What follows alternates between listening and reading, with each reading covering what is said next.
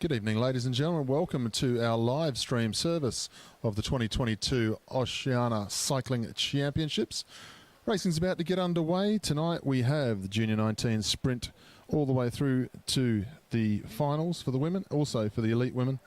We have elite men's Keirin, we have scratch race finals, points race finals and individual pursuit finals to come this evening. So plenty of racing. Our first riders coming out onto the track now.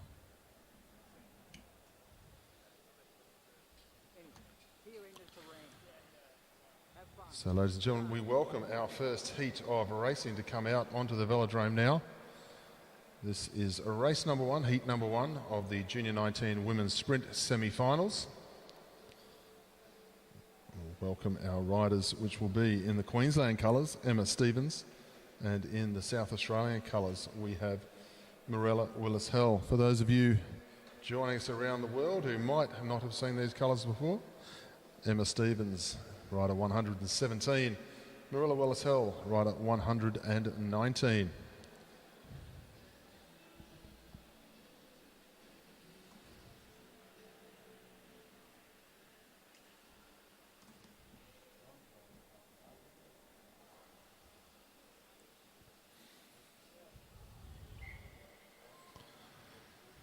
Stevens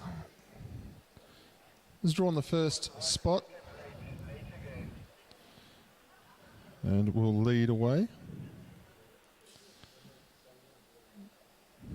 Took out the National Sprint Championship here during the week in the under-19 division, the Queenslander. So she's on great form. She also qualified fastest here today. Last week's results not necessarily a reflection of this week's racing. As you've seen a few change arounds in our elite women's sprint,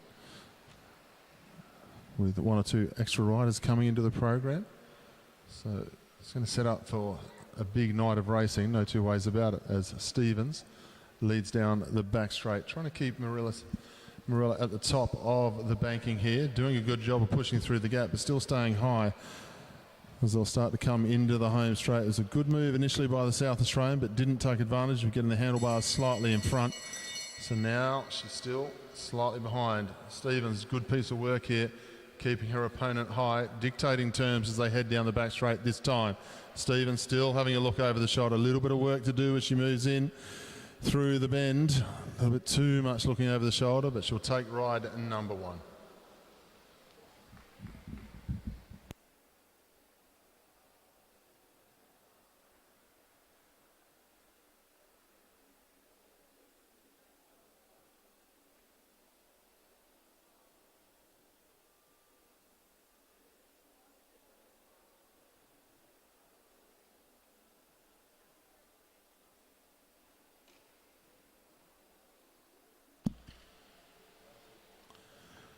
We move on to heat number two, race number one, and we welcome our next semi-finalist to come out onto the track in the light blue and black in the New South Wales Institute of Sport colours. Rider 118 is Tyler Puchikar, and in the blue, yellow, green of the ACT Academy of Sport, this is Lily Stratford.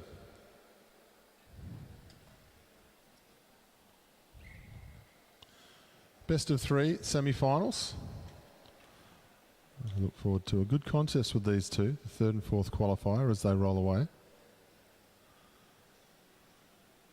Both riders having a very decent national championships last week.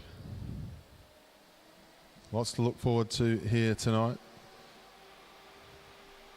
In the women's sprint, we have Elise Andrews meeting Olivia King in one semi-final, and in the other ones we have Brianna Hargrave and Christina Clonan, who we met last week in the National Sprint Championship final here in Australia. We're coming to the home straight at this time. Tyler Puchikar leading from Lily Stratford, just having a look over the shoulder, keeping the head turned, keeping decent pace in on the front as well here. Tyler Puchikar making sure she doesn't get jumped as they head down the back straight for a lap and a half to go.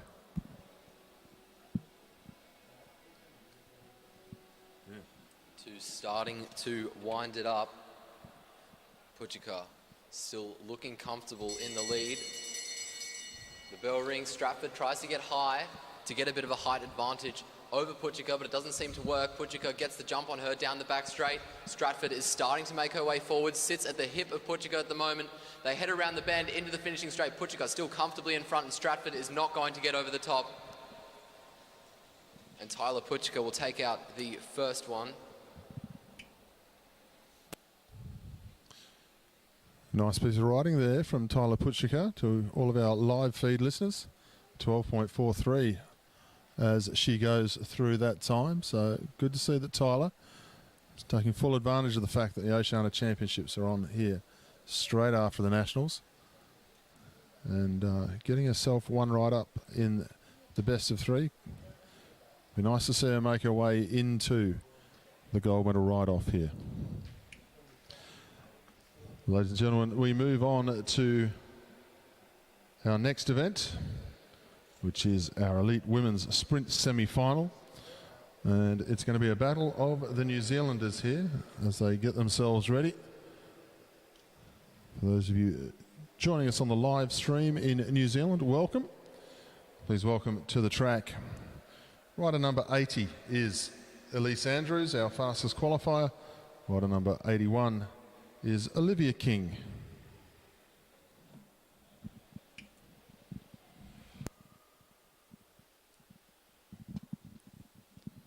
It's King who's going to lead Andrews at the start. The whistle goes to send the two off. And they inch into the bank.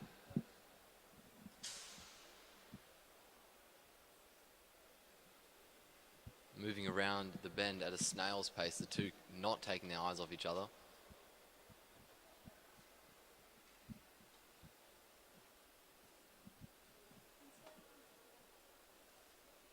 Into the back straight, Olivia King continues to stay on the front. She moves up towards the fence. Elise Andrews moves up to the fence as well. Slight gap starting to open up, but nothing really of consequence as Olivia King makes her way down to the bottom of the track. The two start to gain speed. King continuing to check over her shoulders. She moves up high. Andrews follows.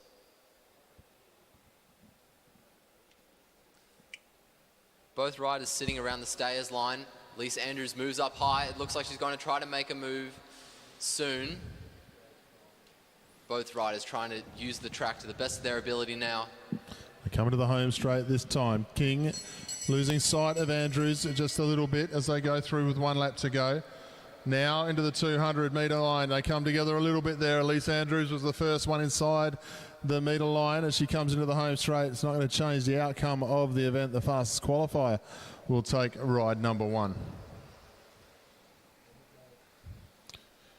Good bike handling, good sprinting there from the first heat of our women's elite semi-final. So Elise Andrews holds true to form, holds true to her seed as the two New Zealand riders come into the home straight. So no quarter given there as we move on to the next of our sprint heats. This will be an all-Australian affair as we have our New Zealand riders just rolling down the back straight. Of course, these two in heat number 2, race number 1, met last week in the final of the Australian sprint title. So we've got a good contest between them. The difference today, though, is silver medalist last week, faster qualifier this week. So please, ladies and gentlemen, welcome onto the track in the black skin suit, the South Australian Brianna Hargrave, and in the blue and white of the Podium Academy kit of the Australian cycling team, it's the Australian sprint champion, Queensland's Christina Clonan.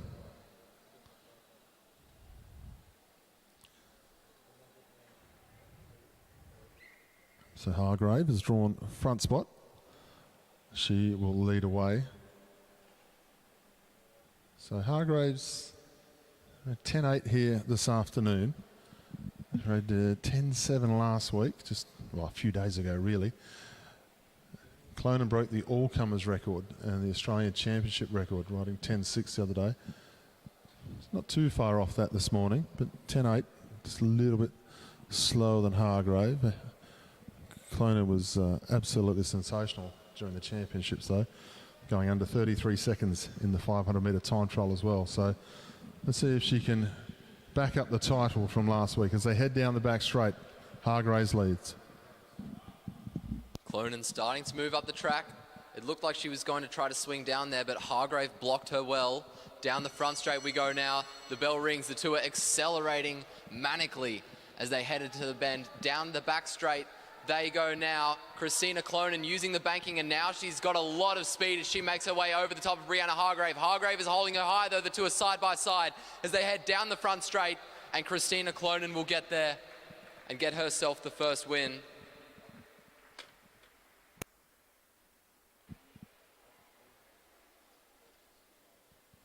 Very good effort from both of those riders.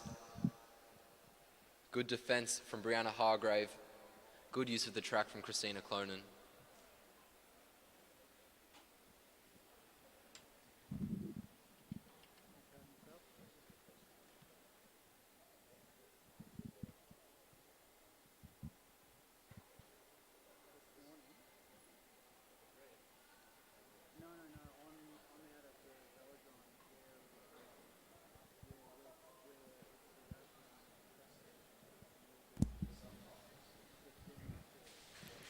So, ladies and gentlemen, we're going to stick with the fast action now. The next event that come out onto the track will be the Keirin rounds.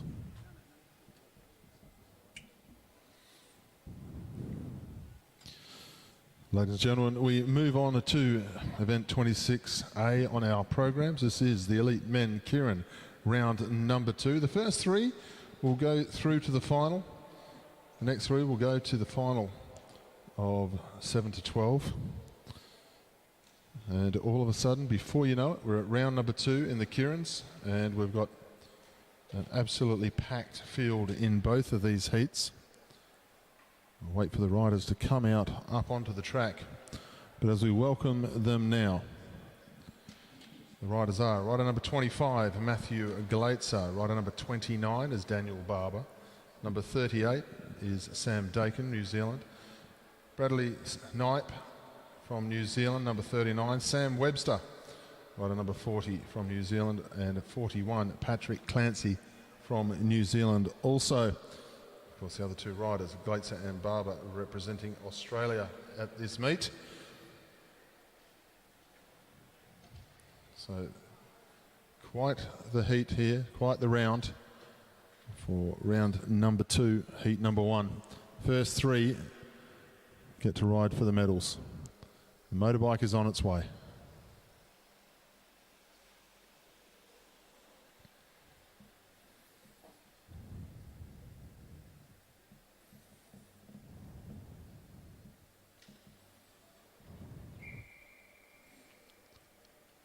They roll away now. 6 laps in the Keirin. First 3 laps behind the motorbike.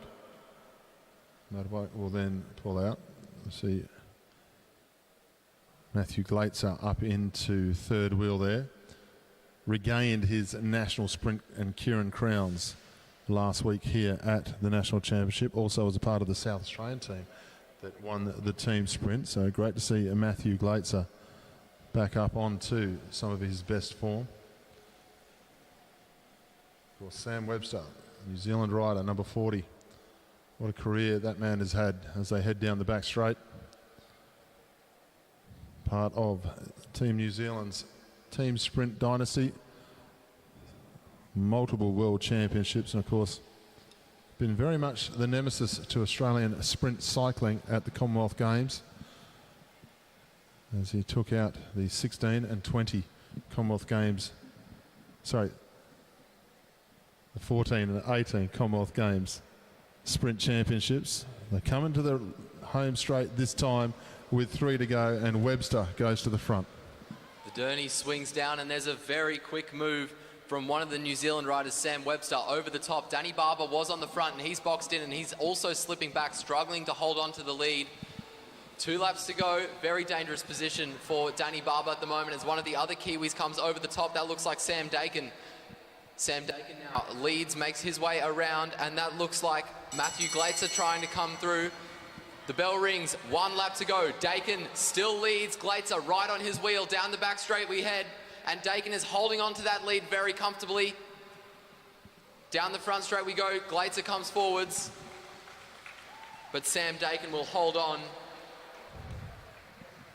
So Dakin, Glaitzer and Webster, and it must be said, Glaitzer and Webster didn't get out of second gear there. They just followed through the wheels.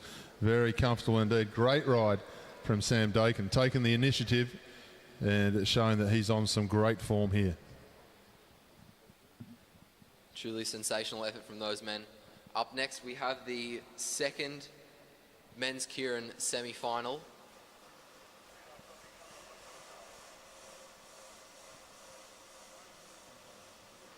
Byron Davies, Sam Gallagher, Duncan Allen, James Brister, Tom Cornish and Matthew Richardson make their way onto the track. Looks like Byron Davies will lead them onto the wheel of the Derny.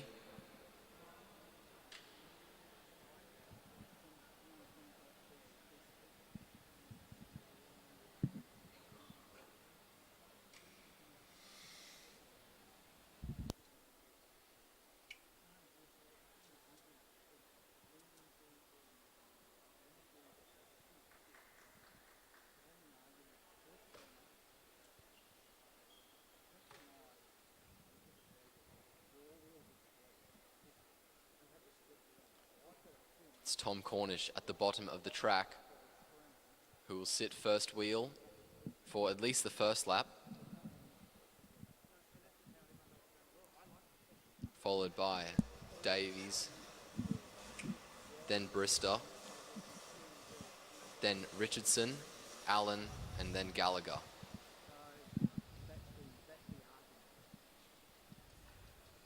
Derny Dade makes his way around the bend.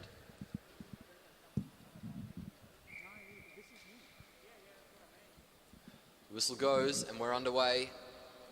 Tom Cornish making his way comfortably onto the wheel of the Derny.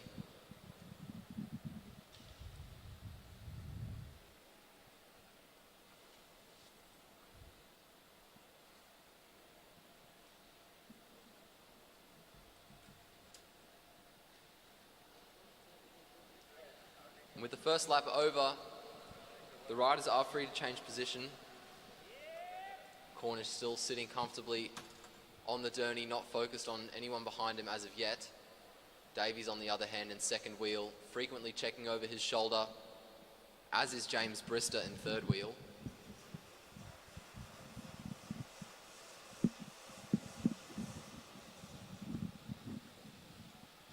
Four laps to go. Sam Gallagher makes a move forwards. No response from Matthew Richardson. Duncan Allen, it looks like, is going to try to follow the wheel of Richardson, who's certainly a race favourite in this heat. 3 laps to go this time. Stepped out of the comfort zone here, Gallagher, making sure he gets to the front early in this one. Cornish, Byron Davies, Brister, Richardson, showing no emotion at the moment as he just sits behind all four as they head down the back straight. Just need to get into the top 3. Don't need to set the world on fire here, 1 or 2 of these guys, but they do need to get themselves into position as they go through with 1 to go. Davies at full flight now as they go into the back straight. Look at the strength of Cornish on the inside though. Richardson just has a look over the shoulder very casually, if you like, and when he decides to move, it's not casual. Up round the outside, Matt Richardson puts himself up into second place comfortably. Cornish goes across in first place and Sam Gallagher will take the 3rd spot.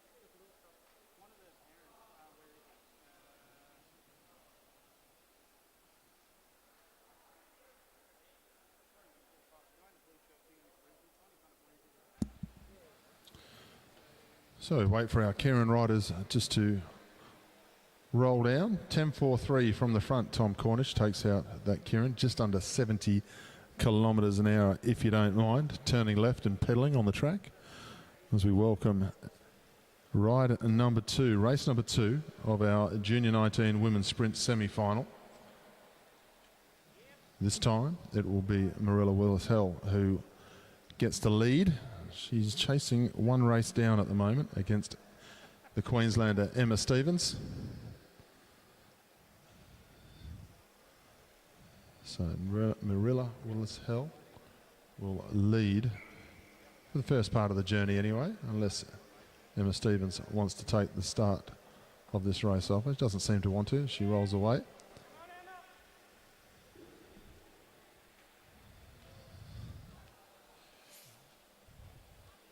Bit of a different field for our divisions here today as opposed to what we saw with the Australian Cycling Championships. Obviously we bring a number of New Zealanders into this part of the championships, but also a number of riders have just ridden the national championships and then decided to go home back to their states. It's been a big summer of cycling for a lot of riders. A lot of our endurance track cyclists are actually backing up in the road events that happen next week here at the Oceania Championships. They'll come through this time with 1 lap to go. Stevens out of the seat now to accelerate, to respond to Willis-Hell as the bell rings. Hell has a good gap on Stevens at the moment, but Stevens is carrying a lot of speed as we head down the back straight into the bend. Here comes Emma Stevens over the top of Marilla Willis-Hell, and there is nothing she can do against it. Emma Stevens crosses the line and wins herself the second sprint. Good effort from Marilla Willis-Hell, but Emma Stevens was too quick. The next riders to take the track are Tyler Puchika and Lily Stanford.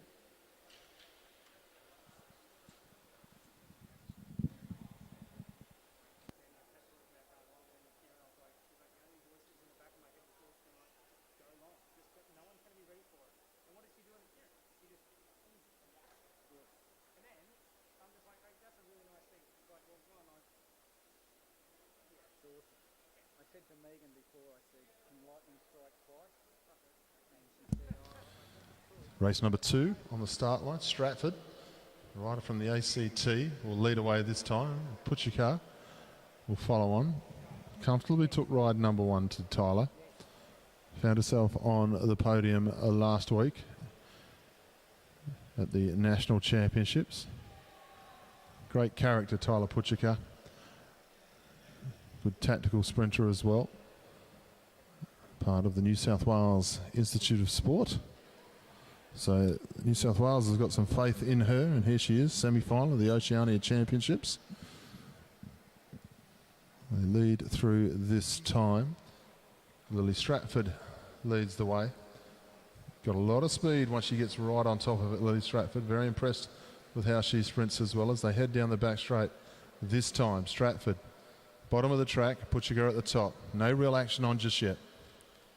Puchika fakes a swing down and moves back up high on the track. Now she moves down underneath Lily Stratford. The bell rings and Stratford's been caught out. She's got a lot of work to do and she sits up already. Tyler Puchika's away.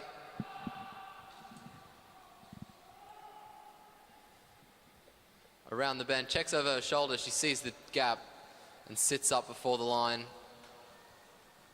Very well done by Tyler Puchika. Unlucky for Lily Stratford, who just got caught out there.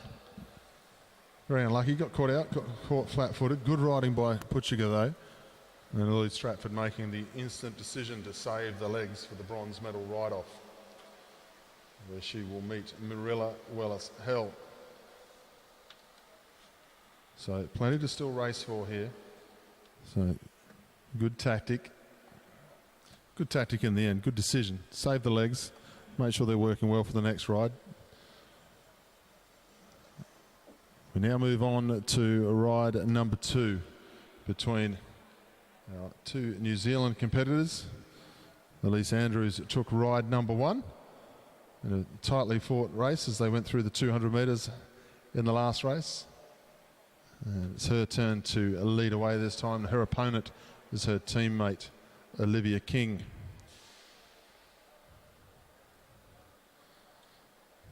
So Andrews, number 80. Olivia King, number 81, for everyone watching on the live stream. If you're watching off your phone or an iPad, and the riders are a little bit smaller on your device. So 80 is Andrews, 81 Olivia King. A little bit difficult to tell them apart when they're all wearing the same team kit like this. Andrews got the brighter shiny gloss finish to her helmet, and King just with the matte finish to the team issue casque helmet here the New Zealanders have. New Zealand team always turns out resplendently in the all black with the black bikes.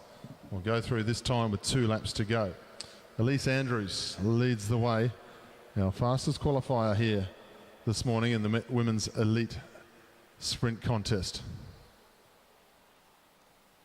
And we're really starting to wind it up. Both riders high on the fence. And it looks like as the bell rings, Andrews moves up and moves back down, trying to get the last bit of banking advantage. And King now closing the gap as we head down the back straight, around the bend. King is trying to close the gap, but I don't think she's doing it quickly enough, and she sits up for Elise Andrews to cross the line ahead. And Andrews will take the second win. Good effort from those 2 riders. Not much that Olivia King could have done there. Elise Andrews simply too strong. And taking the track now, we have Brianna Hargrave and Christina Clonan.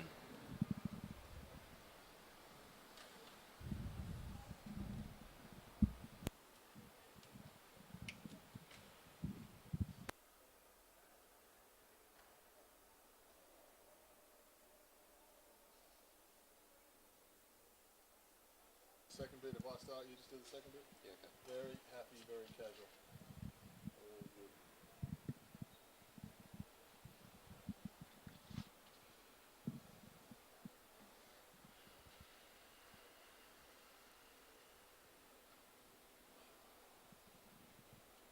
Clonan will be starting on the inside this time.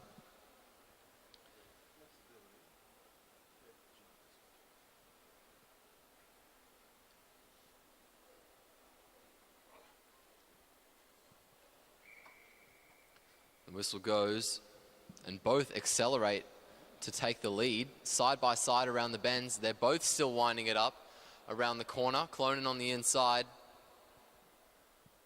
pushing Hargrave up in the fence now. And they enter the bend, swing back down to the duckboard. Cheeky little 2 laps to tactic. go. Clonan defending well as Hargrave tries to get the jump on her. Down the back straight, Hargrave accelerates, moving high up the track to try to get a banking advantage. Clonan having a good look to see where Hargrave is. Now she goes to the bottom of the track. Clonan will back herself for pace. Hargrave tried the cheeky little tactic nicely at the start. Hasn't worked for her yet. She's in the slipstream. It's one thing to be in the slipstream of Christina Clonan. It's a whole entire other thing to try and get out of it. And Clonan, the national champion, holds good. Goes through to the final, the Queenslander. So she will meet Elise Andrews on her home track here at the Meares Velodrome in the final.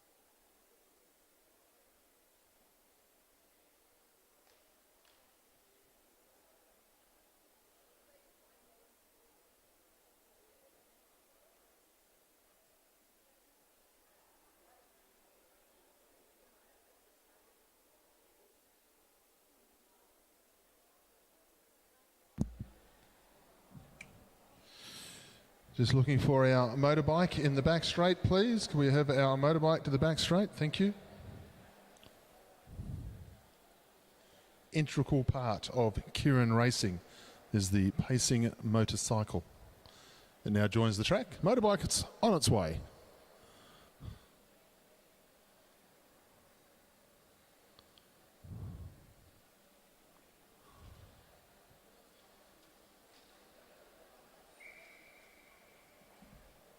So this is now the actual final, as you can see, for 7th to 8th. The reason we've only got a couple of riders there is we did have a couple of withdrawals and we had a crash earlier today, and that rider hasn't returned to the Velodrome to take part, unfortunately. So looks a little bit different, but very important, the 7th to 8th placings at Oceania level, especially when you move forward into elite company.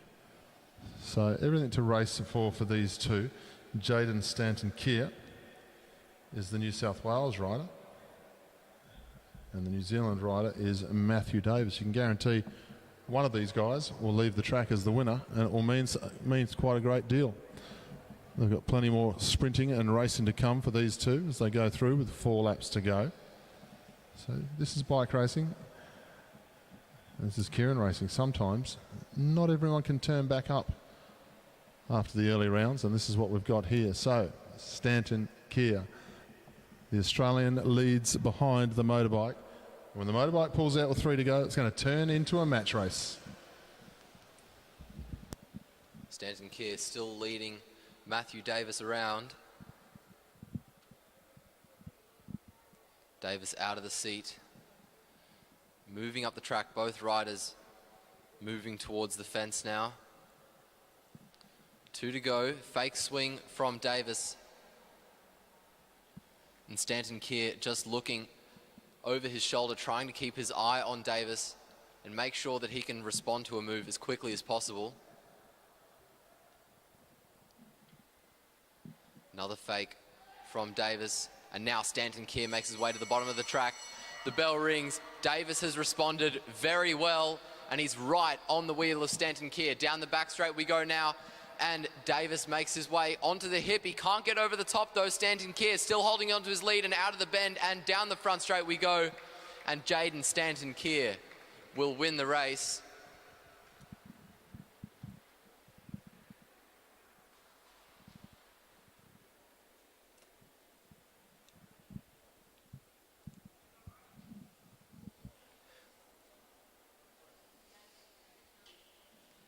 Good sportsmanship at the end there between the two riders.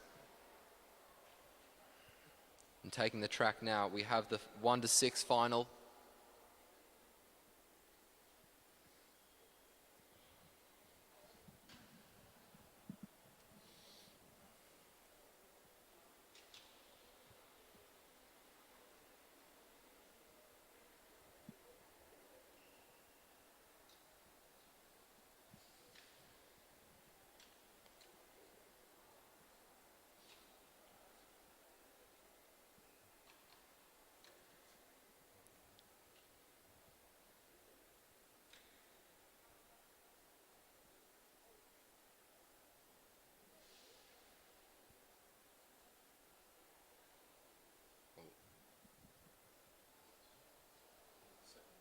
Sorry.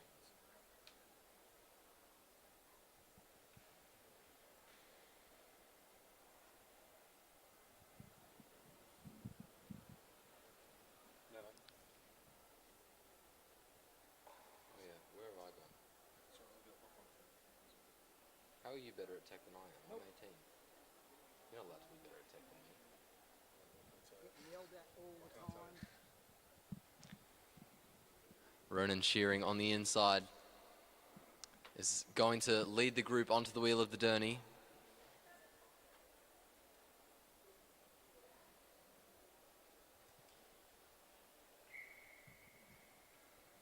The whistle goes.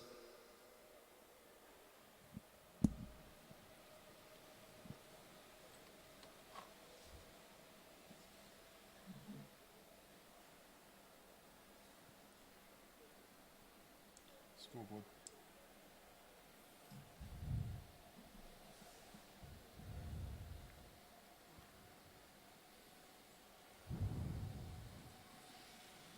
First lap over. And the riders are free to change.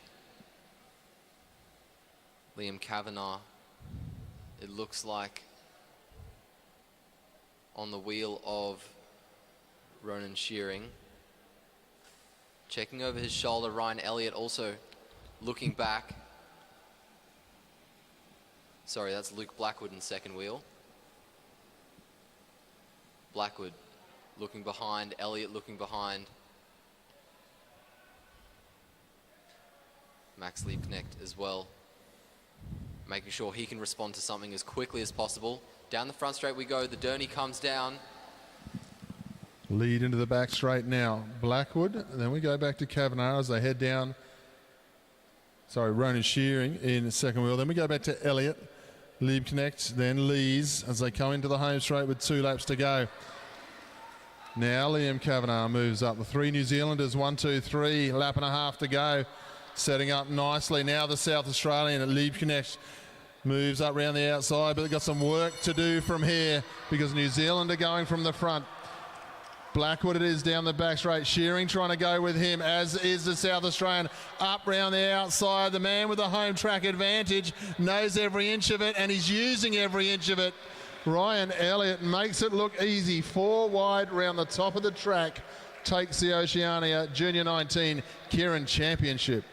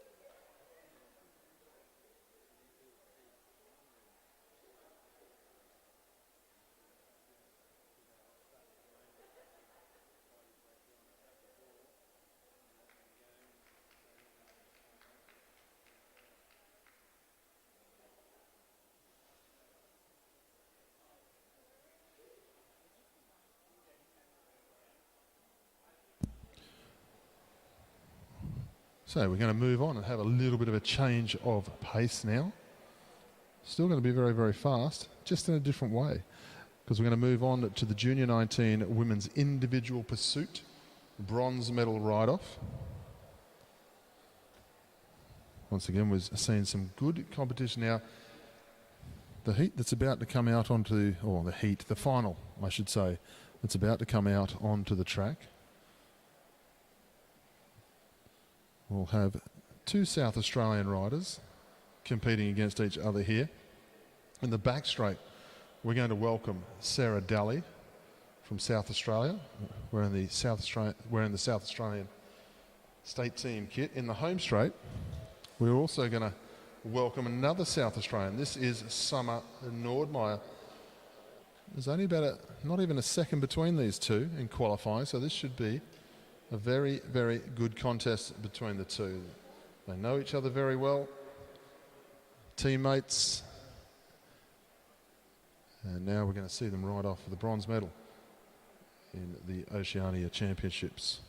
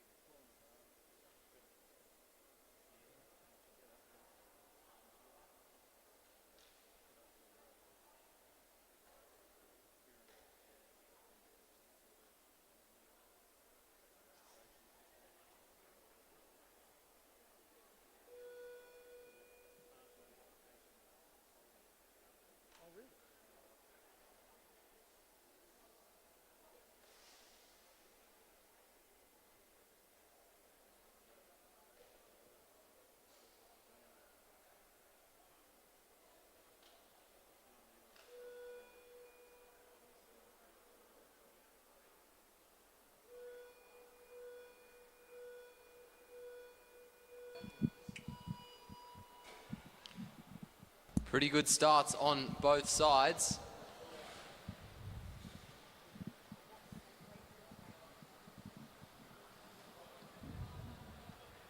After the first half lap, they're pretty close, but I think it was Summer Nordmeyer on the front straight who got away, Sarah Daly on the back straight who got away slightly better. 0.04 of a second is the gap after the first lap, and as they start to settle in, that gap closes even more by the looks of it. And after lap 2, we look to the scoreboard, and Summer Nordmeyer has come out ahead and doubled the gap in her favour. Good start there from Daly, but you can see Summer Nordmeyer moving very nicely indeed now. Second pursuit of the day. Sometimes you can come out just so much better in the second ride of the day. Sometimes after you've had that few hours break, you'll warm up, everything feels right, but just feel that little bit of flat-footedness as you get out onto the track. However, the second half of the ride is where it matters. 1:15 for Summer Nordmeyer through that first kilometre. She has moved nicely in that first kilometre, moving a little bit quicker than this morning. And now she's starting to really turn the screw here on Sarah Daly. You're almost getting to that point that pursuiters like to get is if they look out the sort of the top left of their eye as they start to go through the bend, they'll just start to catch sight of their opponent, and does wonders for the adrenaline. So I'm told. I've never seen anyone like that in an individual pursuit and never did. But now you can see that Summer Nordmeyer, she'll start to see the tail end of Sarah Daly, and that's going to lift her all the way up to the finish.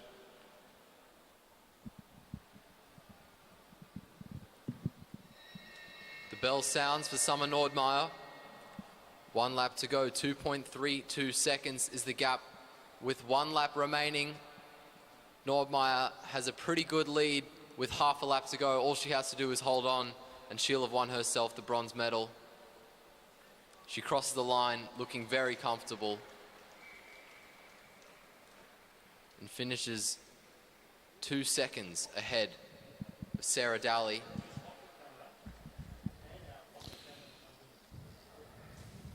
So nice ride. Sarah Nordmeyer takes the bronze medal. 2:28.162 is her official time. Sarah Daly got beaten, but no bad ride at all there from Sarah Daly. 2:30.168. So both riders, good efforts in the bronze medal ride final, but Nordmeyer will get to stand on the podium a little bit later. We now move on to our final. And in the back straight, we welcome from Australia, Lucinda Stewart. And in the home straight, we welcome from Australia, Sophie Ma. Both riders wearing the Victorian Institute of Sport colours.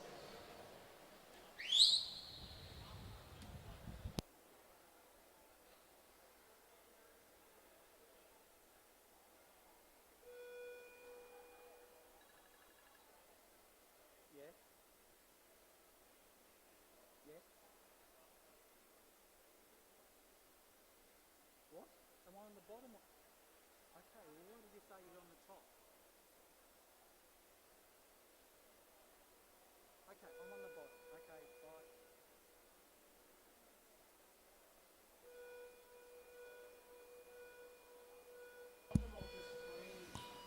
bye. Away now, nice smooth start here from both riders. Sophie Ma, of course, the fastest qualifier this morning, by some sort of 6 seconds the difference between the two. But Lucy Stewart, she is a tough competitor. Had a few troubles with her health in the last couple of days, pure and simply through a crash that occurred. They come through this time. Lucy Stewart, the fastest starter of the two as they went through. So good ride here by Lucy. She's taking on Sophie Ma early in this ride for the simple reason that there was a big time difference over the 2,000 metres. In a final, though, they're going to be in a situation where you race the opponent. You don't worry about the time, you race the opponent just to see if you can unsettle them. And Lucy Stewart, over this first few laps, she's doing a good job of taking her on.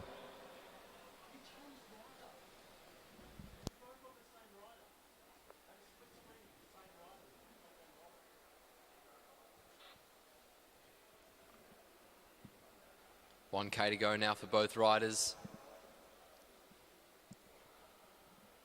And the gap is starting to close between the two.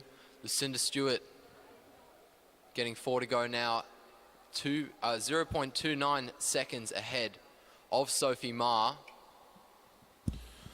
I'll tell you what, this is a very good ride here. This is a very good ride here from Lucy Stewart, because she's improved some 5 or 6 seconds since qualifying here this morning. She was the first rider to ride qualifying this morning, had to set the time by herself, then had to go back and sit and watch how the time would work out. They're going to go with 2 to go now, and Lucy Stewart is just in front, 0.43 of a second here for Lucinda Stewart. She'll come into the home straight. She's still got the lead over Sophie Ma here with a lap and a half to go. Can she hang on? Can Ma lift? Ma looks like she's lifting as she comes into the home straight. Lucy Stewart just in front, 0.27 of a second. It's gone from 0.43 to 0.27. Here she comes, Lucy Stewart, still lifting all the way to the line, still got that slight edge. Can Sophie Ma come back in the last quarter of a lap and put it away? They go to the line. Sophie Ma can. Sophie Ma goes across in first place, according to our scoreboard. We wait for the official, and she has gone across in first place. 2:24.022. Our scoreboard tells us Sophie Ma takes that one by the barest of margin. Ignore the time on the scoreboard by Lucy Stewart visually, and also first place for Sophie Ma.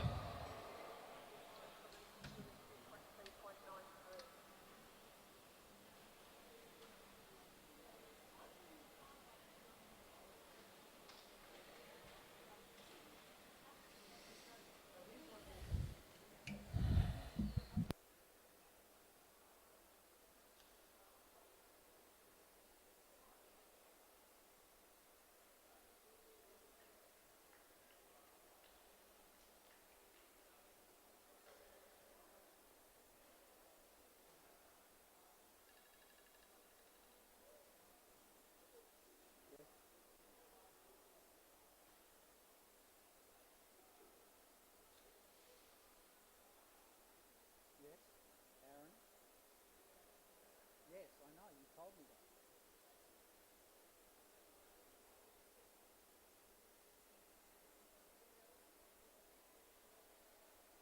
Hey, hey, hey, hey, hey. Stop it. I know, initially, yeah, initially,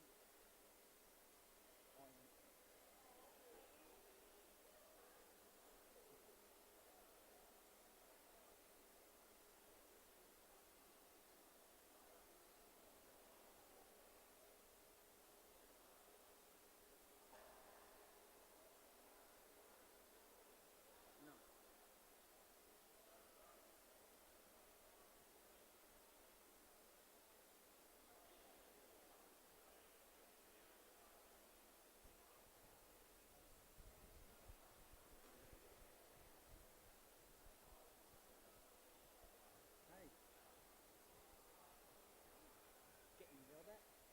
Yeah. He's losing. He can't do it.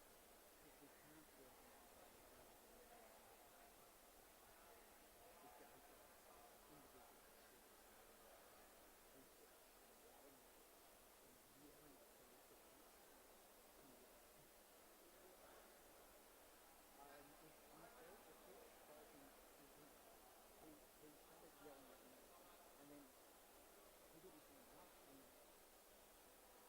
who spoke to, Gray spoke to her,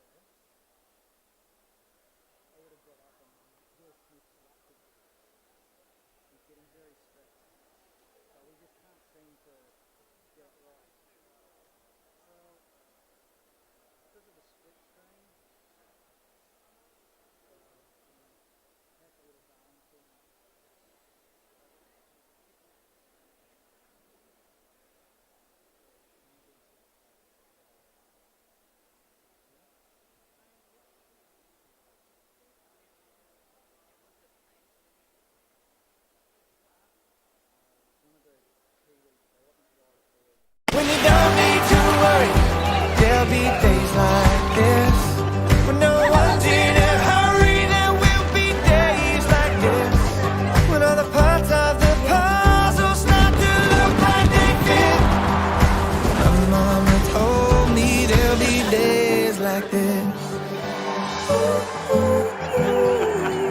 Mama told me there'll be days like this.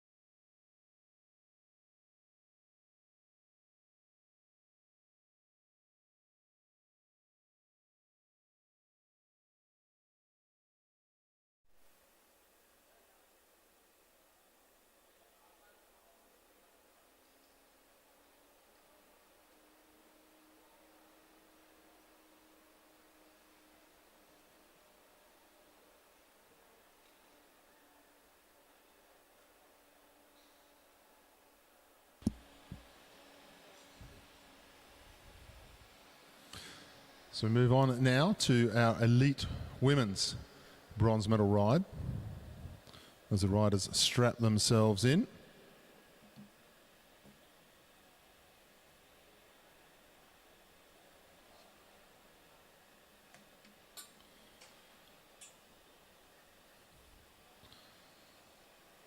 Rider number 81 is Olivia King from New Zealand. She'll be going up against Brianna Hargrave. Brianna Hargrave, an excellent fight in her semi-final.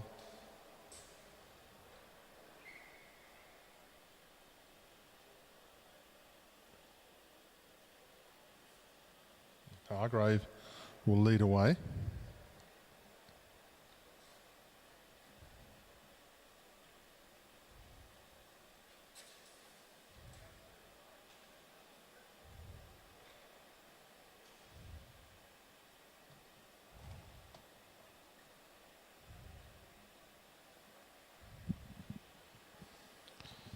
King down the back straight. No pace on between the two. Tactics are plenty. Hargrave's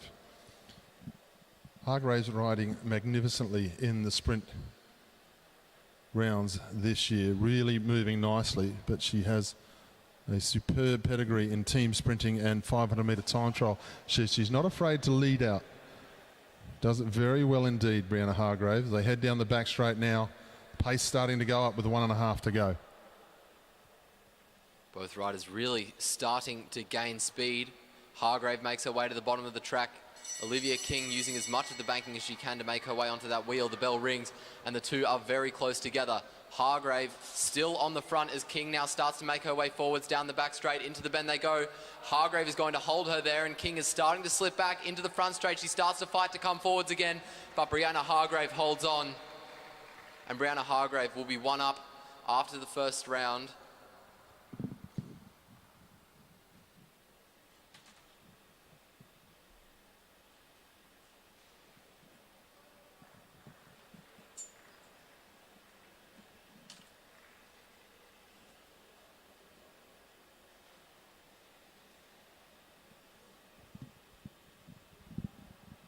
Good effort from those two, but this is the one that we've been waiting for, the gold medal final.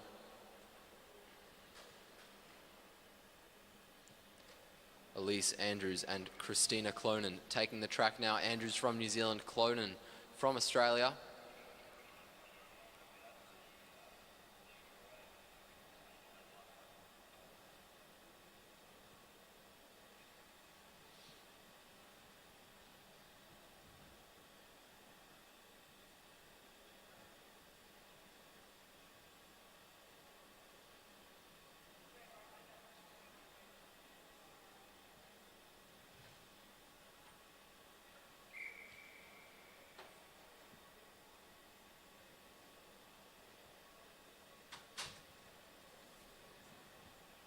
Clonan leads Andrews around the bend, frequently checking behind, not taking her eyes off Elise. They head into the straight. Elise Andrews out of the seat to move up to the fence. Clonan just taking a defensive line at the moment, starting to slowly wind it up as we head down the front straight. 2 to go. Fastest qualifier, Andrews, up against the new championship record of the Australian Championships, Christina Clonan. Nothing between these two on paper with times, but Andrews has a great deal of experience in match sprinting. Clonan goes to her, tries to hold her up here. They both go through the 200 now. Elise Andrews has got the run down the back straight. Out of the saddle again for the New Zealander. Into the home straight. Elise Andrews says, this is how we match sprint. And she takes race number 1.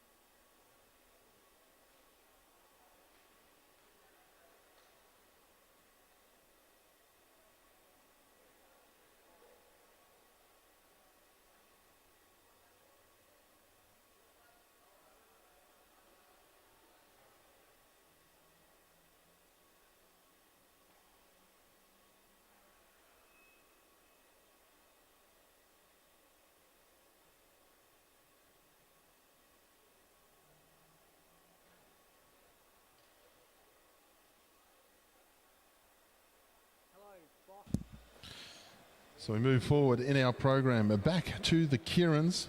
This is the elite men 7 to 12 final. And we welcome our field onto the track. Rider 13 is Byron Davies from Australia.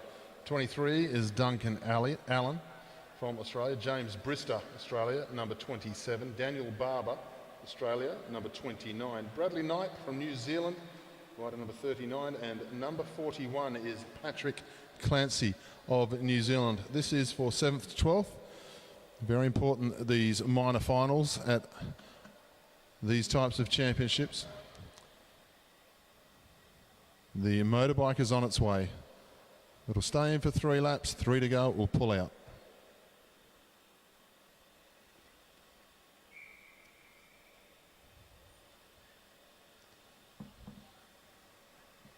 So it's Bradley Knight who draws the number 1 spot. He will go up behind the bike this time. Byron Davies up into second wheel.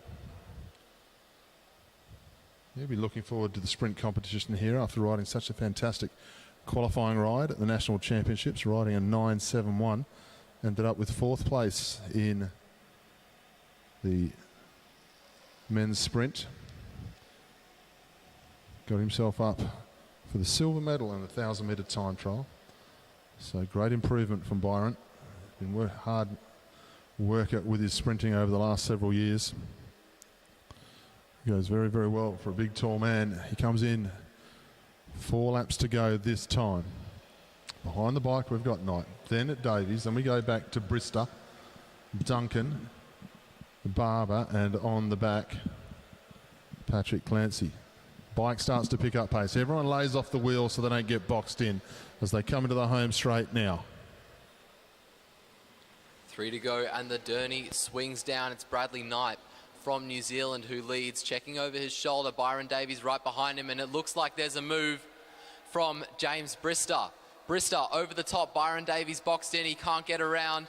Bradley Knight also struggling to defend. 2 laps to go, and Brister is in the lead, checking over his shoulder. He's holding a strong lead, but we're bunching up, and Byron Davies is using this as an opportunity to make his way forwards. Danny Barber is going to follow him. 3 abreast across the line for 1 to go.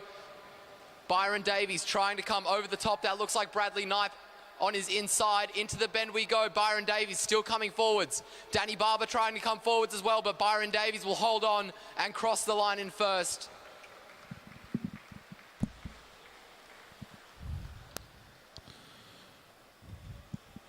Put your hands together on the home straight, ladies and gentlemen. The Queenslander has a win. Finishes off nicely. Great to see Byron still on some very nice form as we move in to the Oceania Championships. Got the sprint time trial still to come. Look forward to seeing a lot more of Byron here amongst the high end of the results.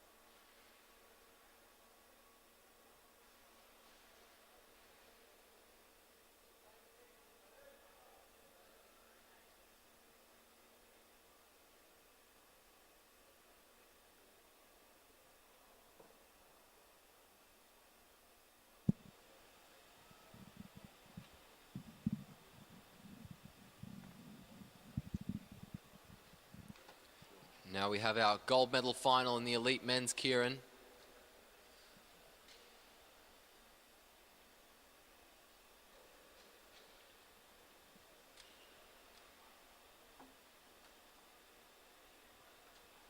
Sam Gallagher, Matt Glaitzer, Tom Cornish, Matthew Richardson, Sam Dakin and Sam Webster making their way onto the track.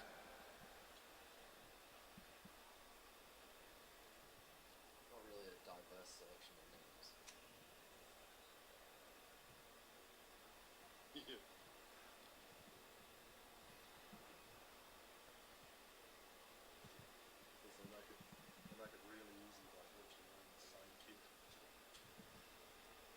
Looks like Sam Dakin is going to lead them onto the wheel of the Derny on the inside this time. Next to him is Matt Glaetzer, followed by Sam Webster, then Tom Cornish, then Matthew Richardson, then Tom Cornish.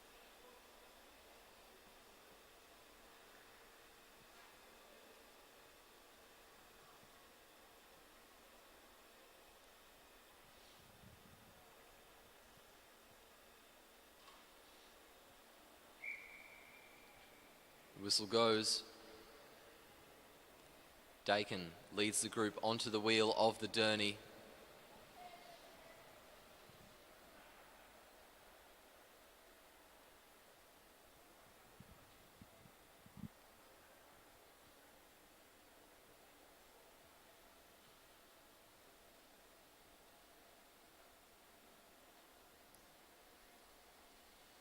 Check over the shoulder from Dakin as they get 5 to go.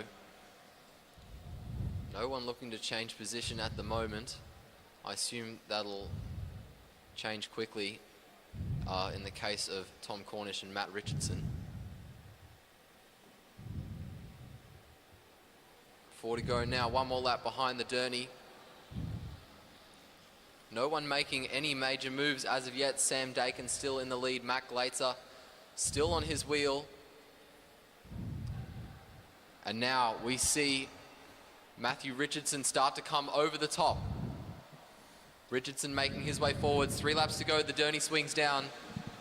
Richardson casually moving himself to the front there. Cornish, his training partner, up round the outside. Dakin looking for a way through. Glaetzer has a big look over the shoulder of Webster, and so he should too.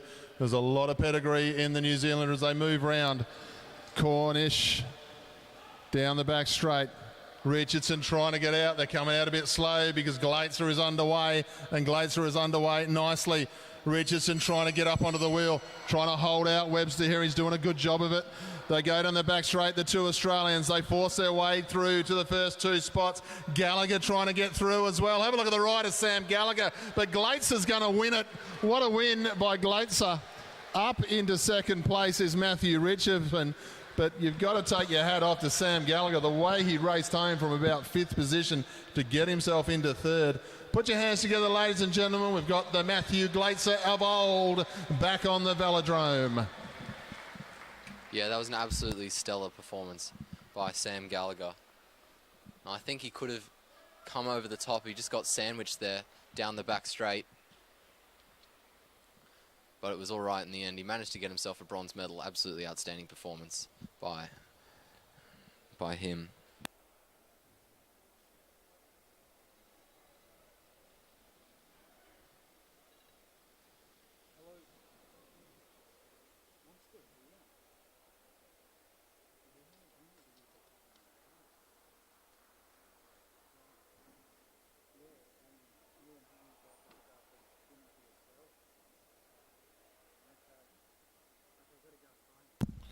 So we're back up for ride number 2 in our bronze medal ride-off for the Junior 19 women.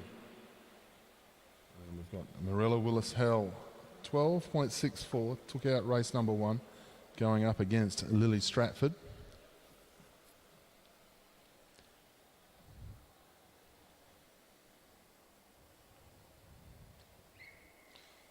Stratford rolls away in the Australian Capital Territory Academy of Sport jersey.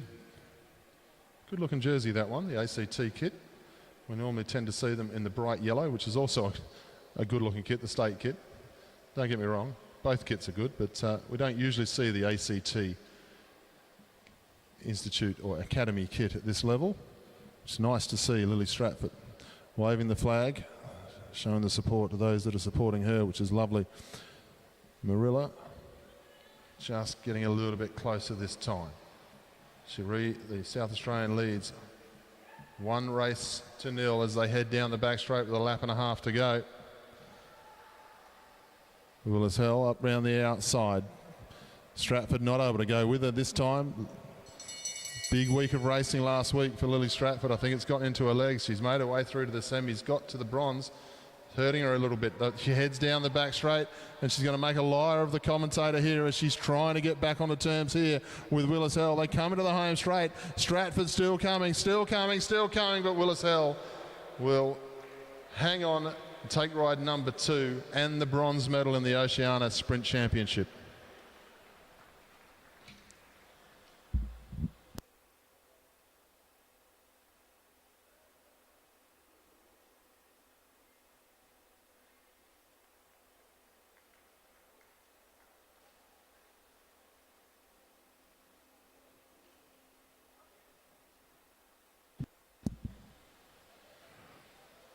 So we move on to our gold medal final now. This will be ride number 2.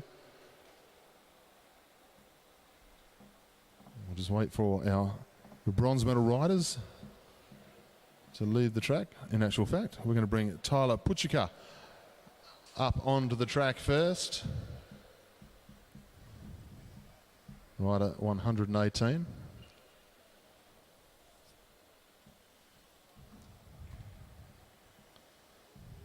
And her opponent rider from Queensland, Emma Stevens. She's one ride up. Is she about to put the Oceania Championship together with the National Championship? It's not a bad 7 days of racing. National champion one end of the week, Oceania champion at the other end of the week. You'd feel pretty good about yourself. Nice one for the mantelpiece.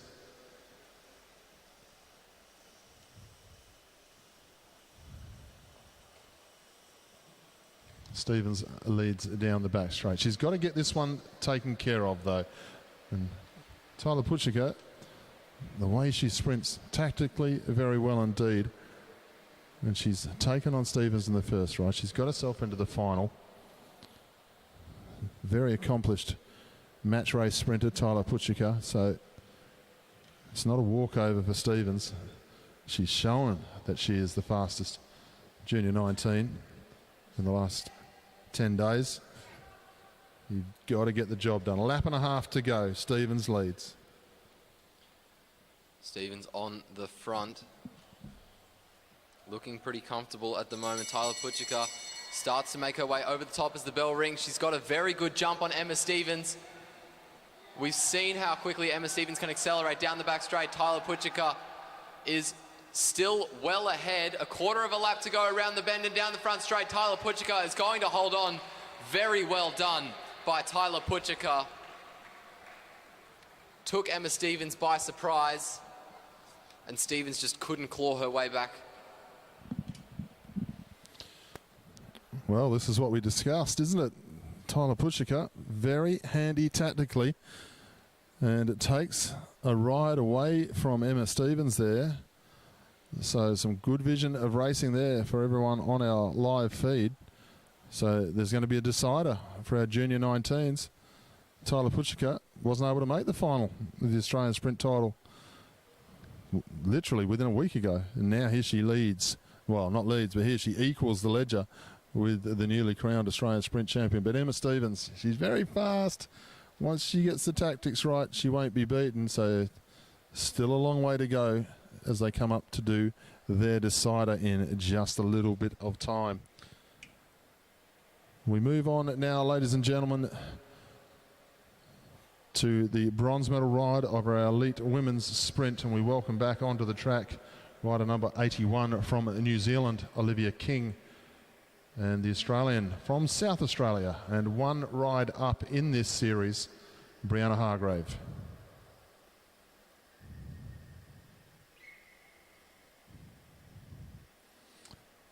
Hargrave leads the way. Tried a different tactic when she was riding against Christina Clonan, where she drew number 2 spot.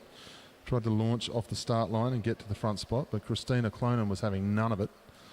This time, Hargrave doesn't have to worry about that. Draws, it was her turn to lead, so just leads away, and Olivia King quite happy to follow on in this first half lap anyways, as they start to move up the track a little bit. Hargrave keeping a good eye on King. She'll feel confident in the speed difference between King, but As we saw in the race previously with Puchika and Stevens, this is about riding the rider. All about timing as Brianna Hargrave leads. Hargrave carrying a lot of speed, and she swings down to the bottom of the track. Olivia King following her wheel as closely as possible. The bell rings, Hargrave up, swings back down to block a move by Olivia King. Very well done by her. King still has a lot of speed though, and down the back straight, the two are side by side. Hargrave is going to try to hold her there again. It worked for her last time. Down the front straight we go. King is coming forwards, but not quickly enough. Brianna Hargrave holds on a second time.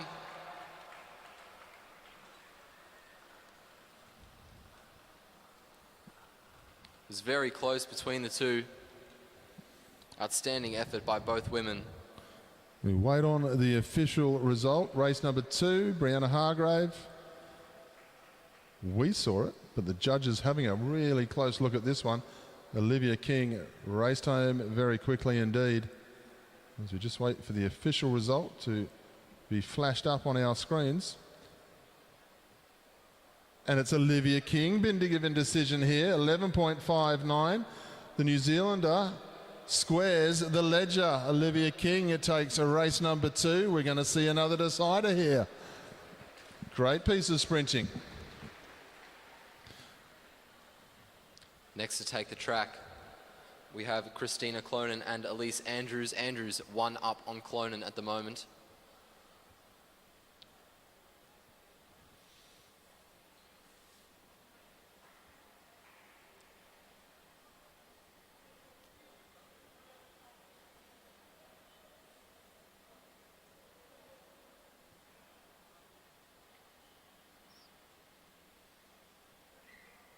The whistle goes. Andrews on the inside of Clonan. Clonan makes her way onto Elise Andrews' wheel.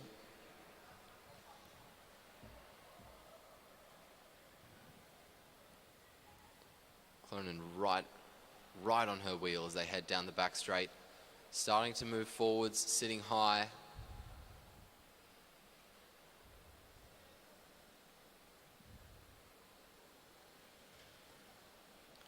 Two laps to go. Both riders moving high onto the fence. Andrews continuing to check over her shoulder, looking to Christina Clonan. Andrews keeping the pace high. Clonan so fast when she gets the opportunity to do it, getting a little bit mesmerised by the back wheel of Elise Andrews there. Gains height again. Andrews will be happy from this position, and she's underway. Andrews, she's not holding back in this one. Out of the saddle, she's going to die for the line here. Elise Andrews leads through the bend. She's got too much power for Christina Clonan in the final, and the New Zealander will become Oceania champion.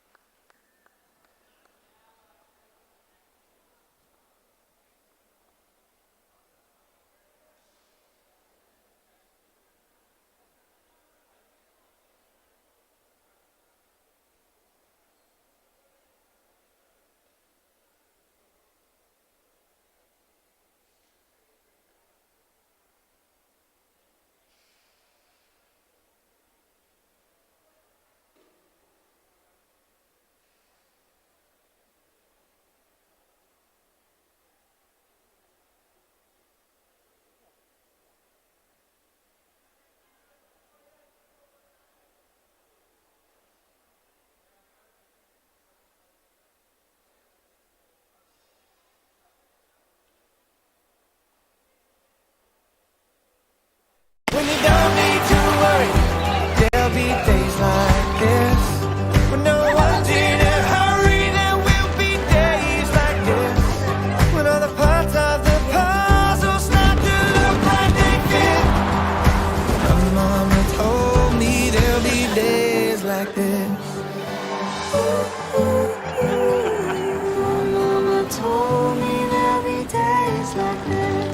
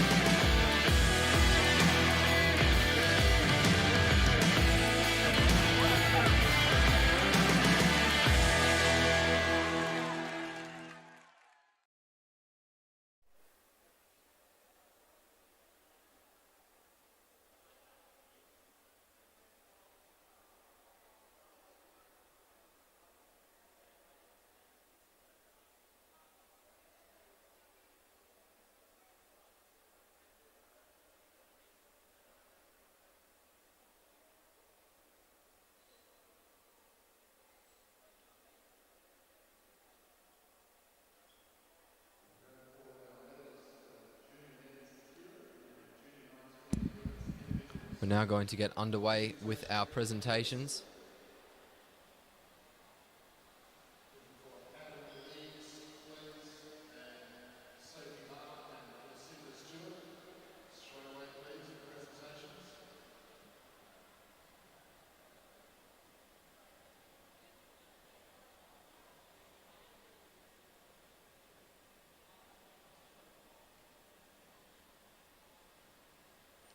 These are going to be the presentations for the under-19 men's Keirin and the under-19 women's IP.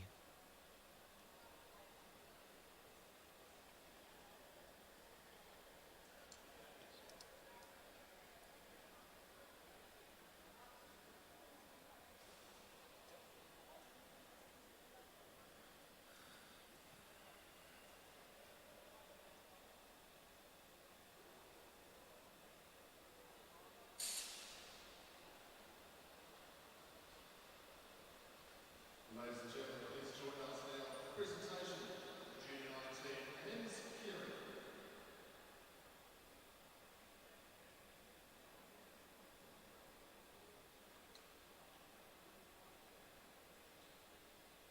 To do the presentations is our Oceania Championships race director, Louise Jones.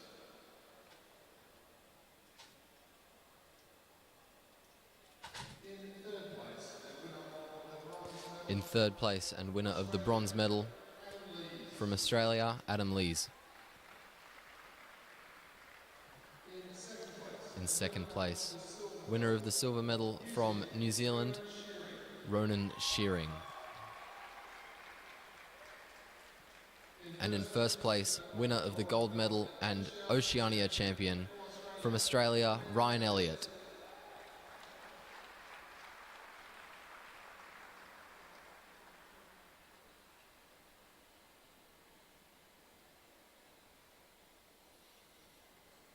Ladies and gentlemen, please show your appreciation for our Oceania champion and medalist.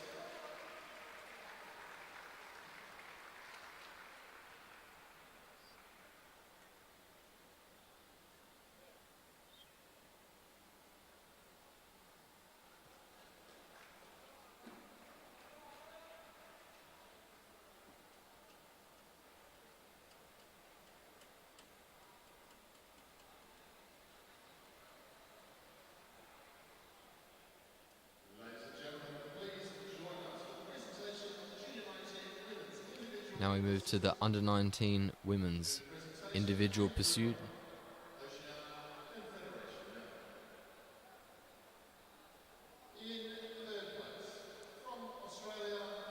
In third place, winner of the bronze medal from Australia.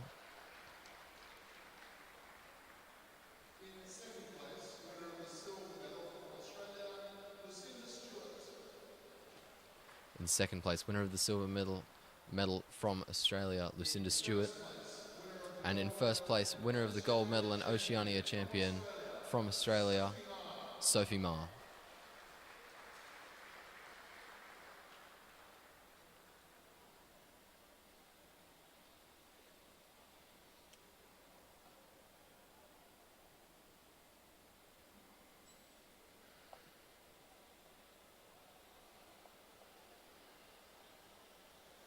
Ladies and gentlemen, please show your appreciation for our Oceania champion and medalist.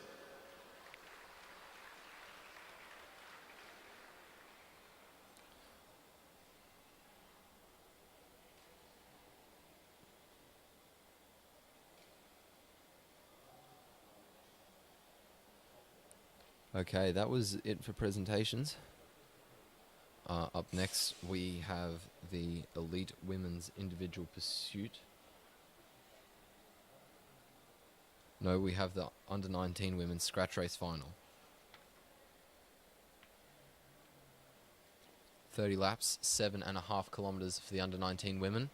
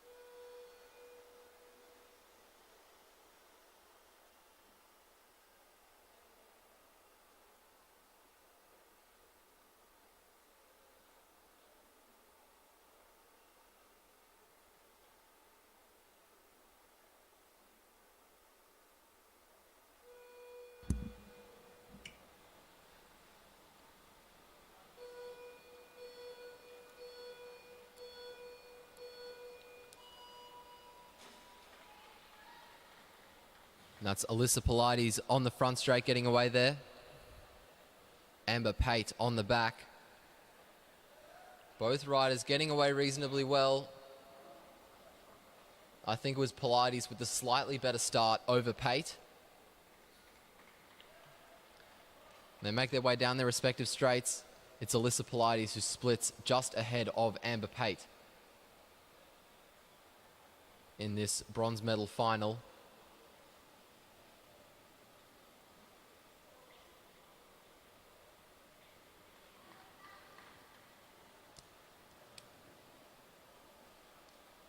The gap stays about the same after the second lap.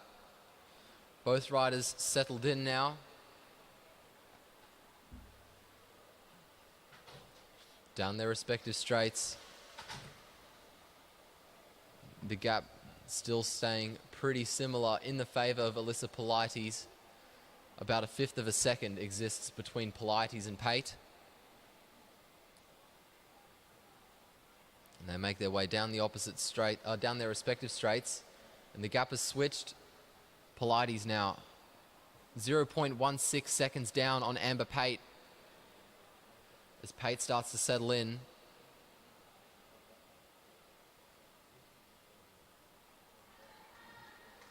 Seven laps to go. The gap expanding by about half a second in the favor of Amber Pate.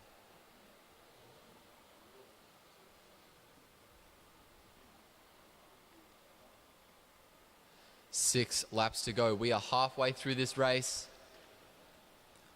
Pilates is almost a second down on Amber Pate. She had a very good start. It looks like she's struggling to hold on to it. There is more than a kilometre to the left. There is plenty of time for things to change around. The gap expands further to 1.15 seconds. Amber Pate looking very comfortable in comparison to Alyssa Pilates. The gap is starting to close down as the riders get 1 kilometre to go. 4 laps remaining in this race, and the gap has shrunk by about 0.2 of a second. It looks like Pate's starting to fatigue as well, and Alyssa Pilates is starting to bring it back. 3 laps remaining for both riders. The gap decreases further to 0.44 seconds. 2.5 laps remaining. Amber Pate now struggling to hold on. You can see some signs of fatigue in the way she's holding her head and the way her shoulders are starting to rock more and more. 500 meters remaining in this race, and there are 0.06 of a second between the two riders. Amber Pate makes her way around the bend. She's going to collect the bell, as is Alyssa Pilates. 1 lap to go now for both riders, and Pilates has brought it back. 0.27 seconds is the gap between the two riders with 1 lap to go. Half a lap remaining for both women, and Amber Pate is really starting to struggle as they round the bends and head into their respective straights. It looks like Pate is starting to bring it back, but it's not enough. Alyssa Pilates comes out ahead. She started well, and she's finished well with a time of 3 minutes and 30.396 seconds, almost half a second ahead of Amber Pate in the end.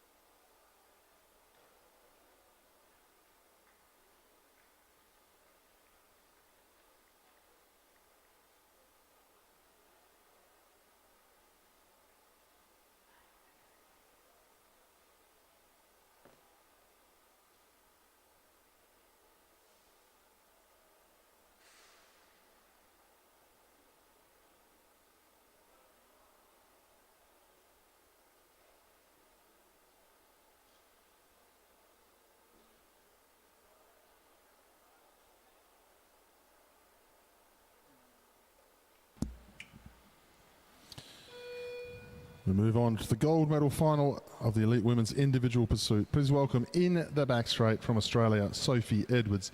In the home straight from New Zealand, Brioni Botha.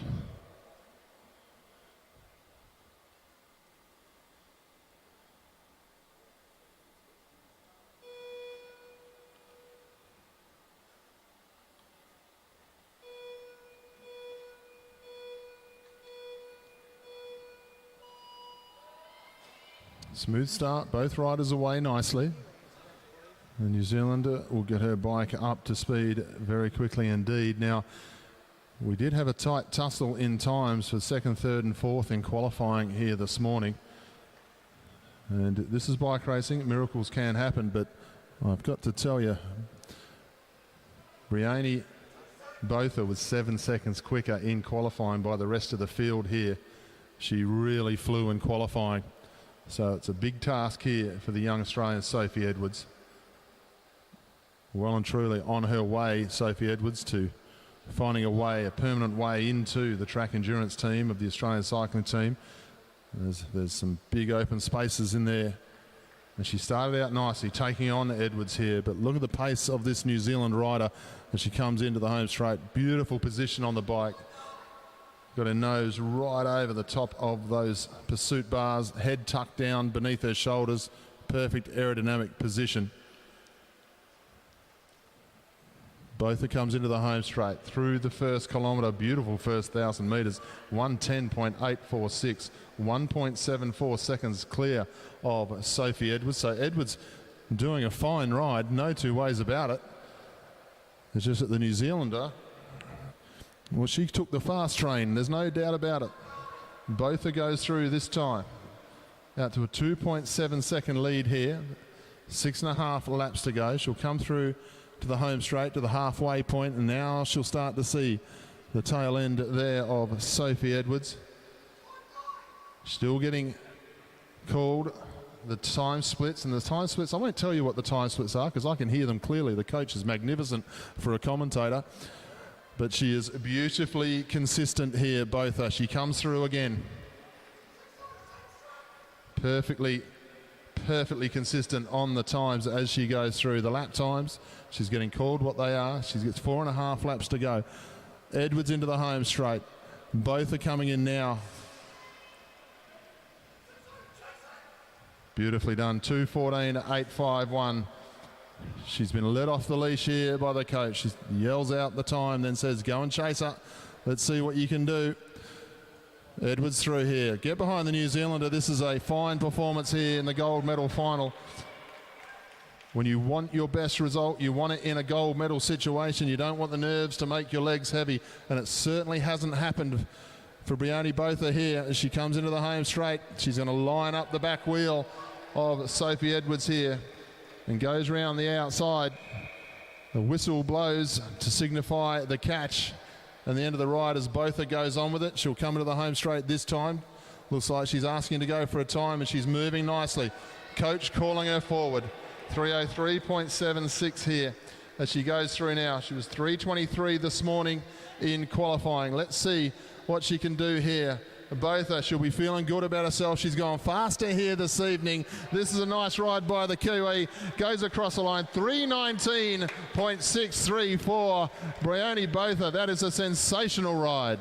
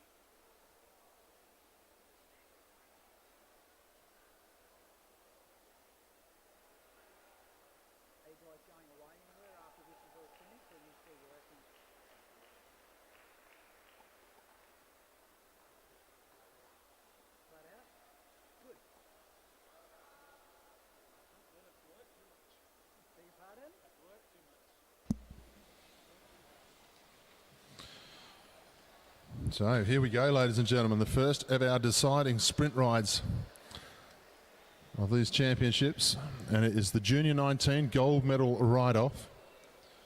Please welcome back onto the track in the New South Wales Institute of Sport colours.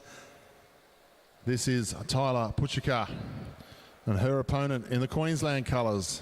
This is Emma Stevens. Stevens taking ride at number 1, Puchika taking ride at number 2.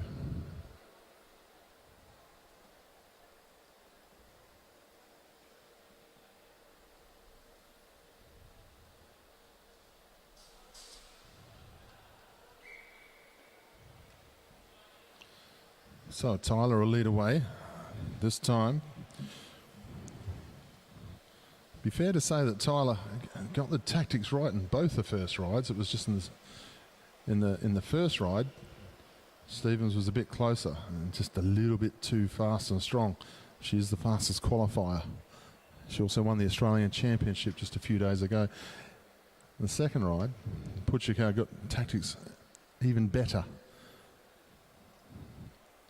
Let's see if she can do it again here against the Queenslander. Normally, the fastest qualifiers, they'll let you get away with it once. They don't tend to make the same errors twice.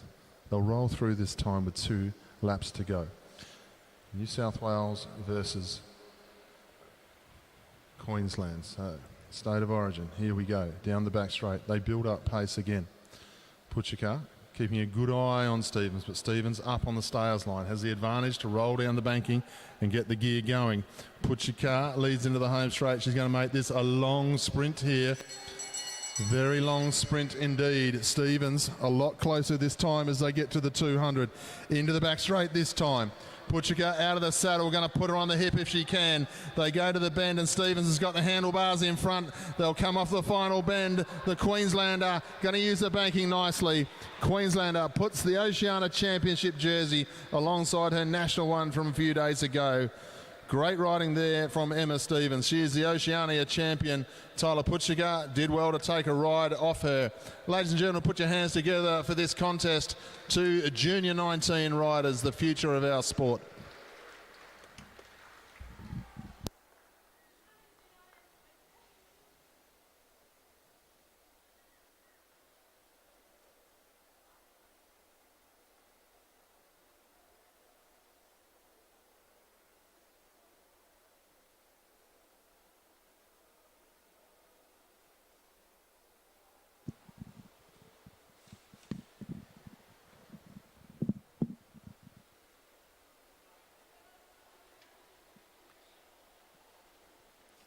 Up next to take the track, we have Olivia King and Brianna Hargrave.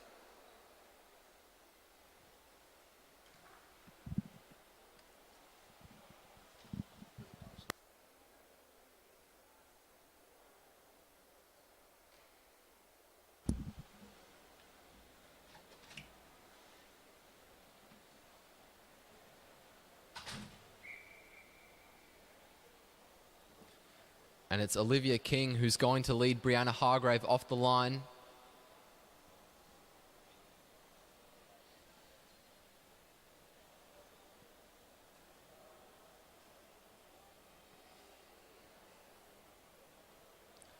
Down the back straight. Hargrave starts to move up towards the fence. Swings back down, comes through on the inside. Now it looks like she's going to try to push Olivia King up. King's faked down, and now she's moved up to the fence herself. Hargrave defending well at the moment.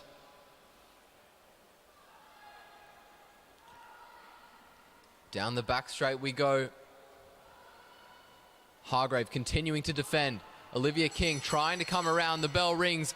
1 lap to go. King moves up the bank, trying to get the last little bit of banking advantage she can. Down the back straight, it seems to have helped her. She is carrying a lot of speed in comparison to Brianna Hargrave.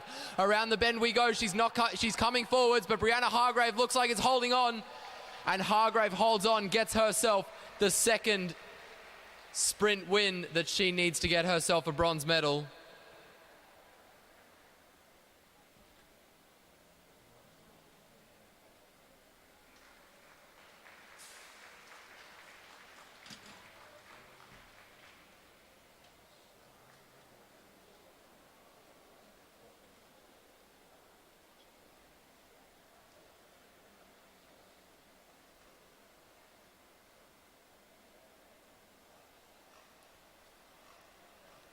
good ride from those women. We now go to presentations for the elite men. When you don't need to worry, there'll be days like this. When no one's in a hurry, there will be days like this. When all the parts of the puzzle start to look like they fit. My mama told me there'll be days like this. My mama told me there'll be days like this.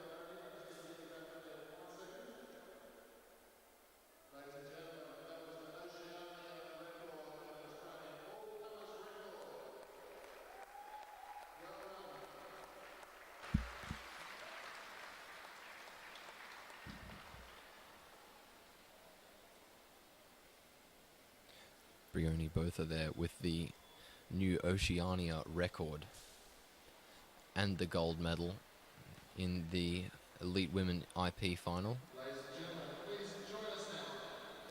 We're moving on now to the under 19 women's sprint result presentations.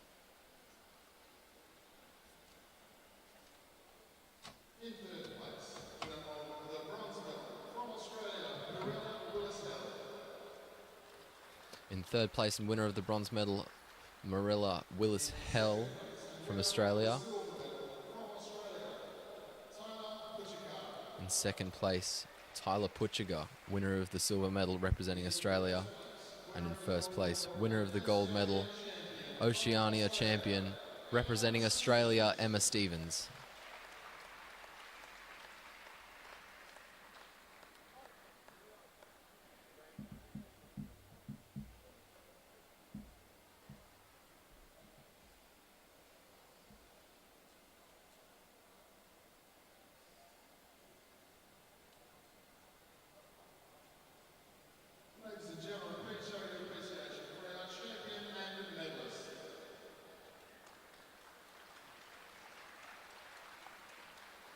Moving on to the elite women's sprint after this.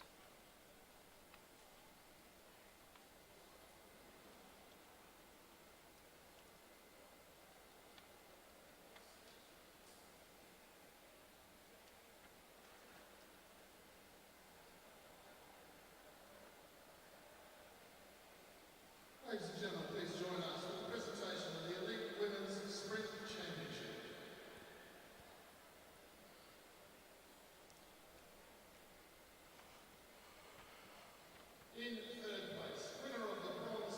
In third place and winner of the bronze medal from Australia, Brianna Hargrave.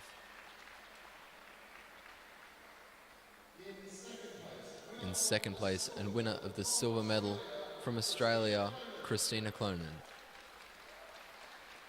And in first place, winner of the gold medal and Oceania champion from New Zealand, Elise Andrews.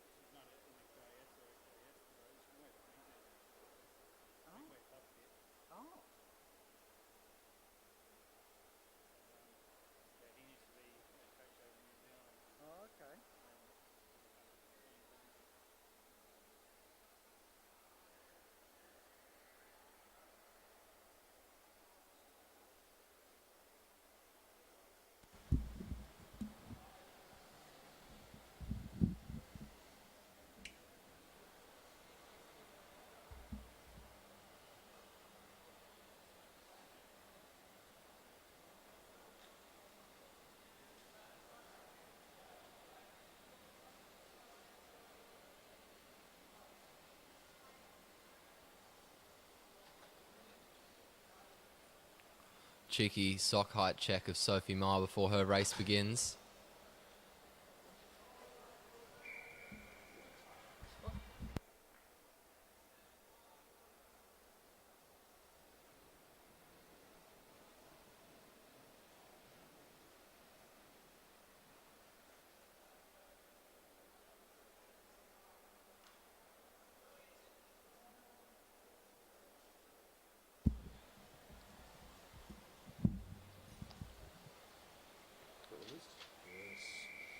The whistle goes to start the race.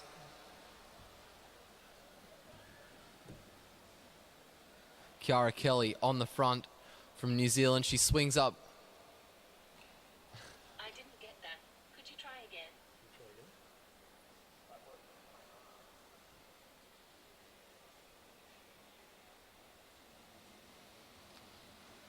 29 laps remaining. Kelly moves up the track.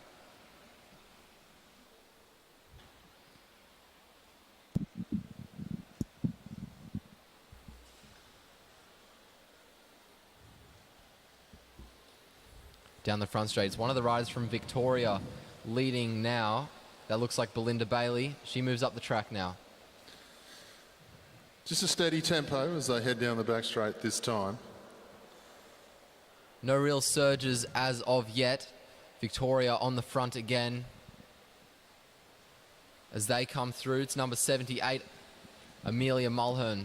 She moves up the track. It's Keely Henderson who leads. Short turn from Henderson as she makes her way through. Alana Reba now moves up. Saw some great scratch races at the National Championships last week in the all the Omnium events and also the straight out finals. This is a straight out final. 30 laps of the track. First rider back across the line at the end wins. Sophie Ma on the front of the group as they head down the back straight this time. I reckon the legs might just be a little bit juicy tonight for the one or two. They've ridden the pursuit final. Sophie Ma, look back down to fifth wheel there. There's Lucy Stewart, narrowly defeated in the individual pursuit. Only a bike length between the two of them. It was a great comeback by Lucy Stewart in the final after being the slower of the two in the qualifications. But those two teamed up beautifully to win the Madison. So great training partners, great friends. As we get going in the home straight, Georgia Simpson is the one who lifts the pace down the back straight. And we go back to Stewart. We'll see how Stewart's legs are, see if she wants to chase. She's not too bothered. Swings up the top of the track. Somebody else can chase for now. It's not a points race. It's going to come down to a sprint finish. That's her opinion of it just at the moment. Amelia Mulhern there, who was just in charge of the chase for the peloton, making her way towards the back. That looks like Mirella Willis-Hell leading now. She swings up. A little bit of a gap between our leader and the peloton, but she's going to wait for them to catch her. 22 laps remaining, and it's Sophie Sutton who leads. She moves up the track now. Looks like we've got a little bit of a split. A few riders lagging off the back. The two South Australians in last and second last. One of them, Marilla Willis-Hell, has just had one hell of a sprint in her. 21 laps remaining, and it is Kira Will who swings up the track. Short turn from the Victorian on the front as well. Kiara Kelly from New Zealand moves up the track now. Victoria dominating the front in the recent laps. Two riders in the lead at the moment from Victoria. 20 laps remaining. It's Sophie Sutton who moves up. I think Amelia Mulhern, the other Victorian, who moves her way down to the back of the group now. We come to the home straight. It's all South Australia over the front of the group all of a sudden. Pace being set by Sarah Daly, another one of our riders. All these riders backing up nicely, pursuiting or sprint racing. Overlaps into the scratch racing quite nicely. Just a steady tempo. They're not strung out. A couple of laps ago, we did see a very good turn of pace as we got Kira Will coming in through this time. On the front now, another one of the Victorians is Belinda Bailey. Happy to do her turn. New Zealand to the fore as we head down the back straight this time. Good to see that we've got some New Zealander juniors taking part in the Oceania. It just mixes the race up somewhat as opposed to what we saw in the National Championships just a couple of days ago. Sophie Sutton leads through. Up onto her wheel is Molly Hayes. And Molly Hayes is the rider who wants to get things going. And have a look at this. There's just distance being opened up between the wheels here at the pace of Molly Hayes. She'll be quite happy with herself there, the way she opened that up. She drops down in the third wheel. Lucy Sutton follows on. Sophie Meares is the one who's going to have to bring them all back together. It gets into the legs after a little while. They've got 16 on the lap scoreboard as they head down the back straight. Molly Hayes slots herself in. She's on the front again, trying to keep herself forwards in case there was a counter-attack. Victoria moving off the front. New South Wales leading now. Another Victorian taking the lead. Group nice and together. Everyone looking relatively comfortable at the moment. 14 laps to go. A check over the shoulder and a swing up the track from Sophie Sutton. Now it's Amelia Mulhern who takes the lead. Our group's starting to get strung out. Looks like Mulhern might have put in a bit of a surge. Keely Henderson pulls a short turn and the group slows back down. 129 in the lead at the moment. That's Lucinda Stewart. She just had one hell of an IP. She won't be looking to get any breakaways in this race, I would assume. We'll move into the home straight this time. One or two riders starting to swing up from second wheel, just following the lead rider up. It's not too bad when the pace is like this and no one overlapping the wheel. It can get a little bit dangerous, that type of tactic, especially if people are starting to get tired towards the end. They move down the back straight now. Good to see so many Victorian riders up here for the Oceania Championship. They had great numbers in the National Championships last week. They'll come through this time with 11 laps to go. The pace being set on the front by Georgia Simpson of New Zealand. Short turns, the order of the day. Interesting. Hayes from New Zealand, after doing such a great attack earlier and stretching the field out, swings up from third wheel. She's deciding which wheel she wants to follow in the line, because with 10 laps to go, it's that time of the race. There's two decisions to make. Am I going to attack and try and ride away from them, or are we all suddenly going to think that we're the fastest sprinter in the world and set ourselves up for position for the sprint finish? Short, sharp turns, the order of the day. 9 laps to go as they come through this time. Once again, it's New Zealand coming to the front as they head down the home straight. B. Townsend it was, the rider in blue. They'll get 8 laps to go when they come back into the home straight. And it's Hayes, the New Zealander, gains height that time, put herself in a better position. So 8 laps to go, and Hayes is the rider who decides she wants to get on with the job at hand and just make it harder for her. Kira Will, the New South Wales rider, up onto her wheel as they head down the back straight. Amelia Mulhern is the rider up there. So 3 riders all of a sudden trying to get themselves off the front here, but they're chasing from the back group, and they're chasing nicely as Alana Reba from Victoria does a very big turn of pace, doesn't swing up, wants to get herself across and then stay in position as well. So good riding there by Reba. Up onto her wheel is Sophie Ma, who just won the individual pursuit championship.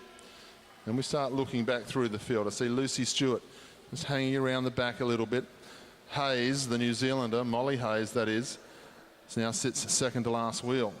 Been an aggressive cyclist in this race so far. 1 or 2 riders just starting to lose a bit of distance on the wheel there as Kira Will sets a stern tempo on the front with 5 laps to go.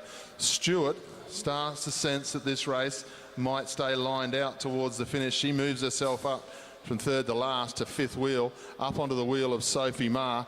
Kira Will still leading. Quite happy to set the tempo here, the New South Wales rider. Doesn't want to get herself into trouble by dropping too far down the back.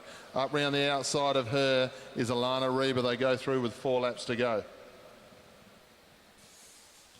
New South Wales and Victoria dominating the front. Calls from the crowd. I don't see an attack taking place yet. One of the Kiwis moving forwards.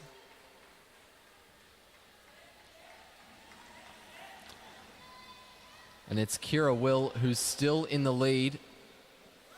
Up round the outside, down the back straight in the blue is Georgia Simpson. They're all starting to bunch up as they come up now towards the finish of this bike race. 2 laps to go now. Kira will lead. She's got a challenge from Reba up round the outside at South Australia. It is Willis Hell, the sprinter. She gets up round the outside. This is a long sprint from home, and there's a number of bike riders badly out of position down the back of the group. They'll come into the home straight this time.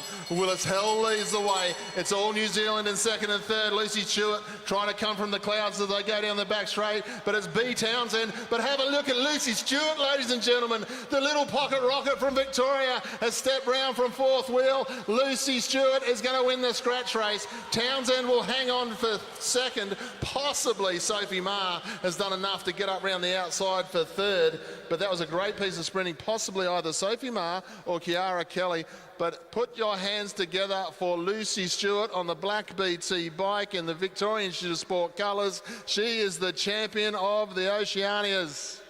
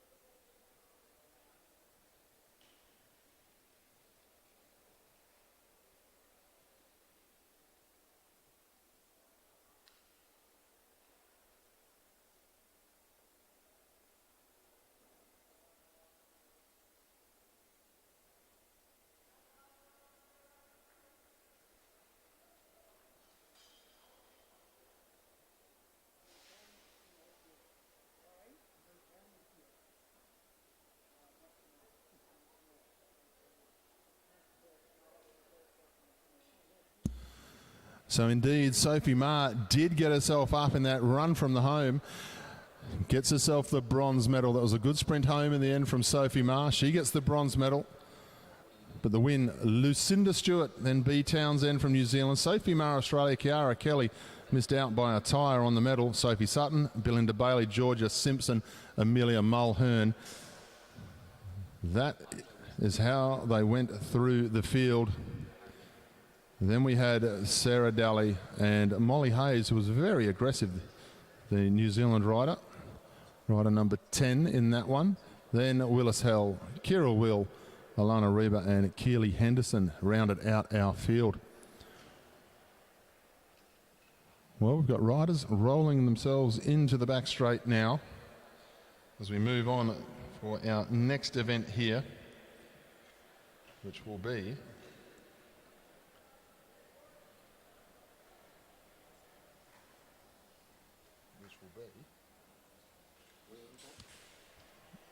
Junior 19 men's points race final. Sorry for the hiccup there, ladies and gentlemen.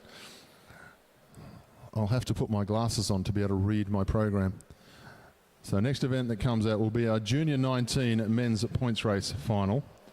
Andre Dubier, Ben Anderson, Sam McKee, Hayden Vanderploeg, Ed Pawson, Lewis Johnston, Matt Davis and Ronan Shearing. 100 laps of the track, sprint every 10, 5, 3, 2 and 1 points. Double points on the last.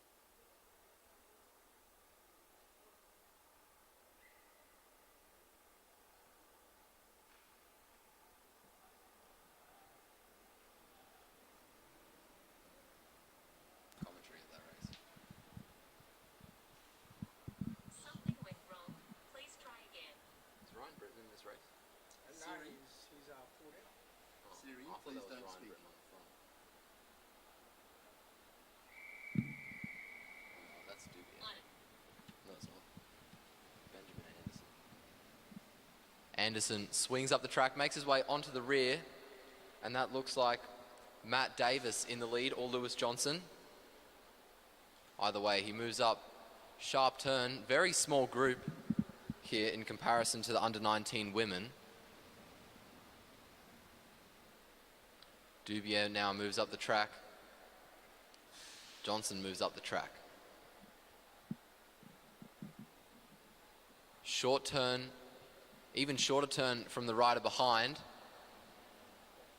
And it's Ben Anderson who leads the group around.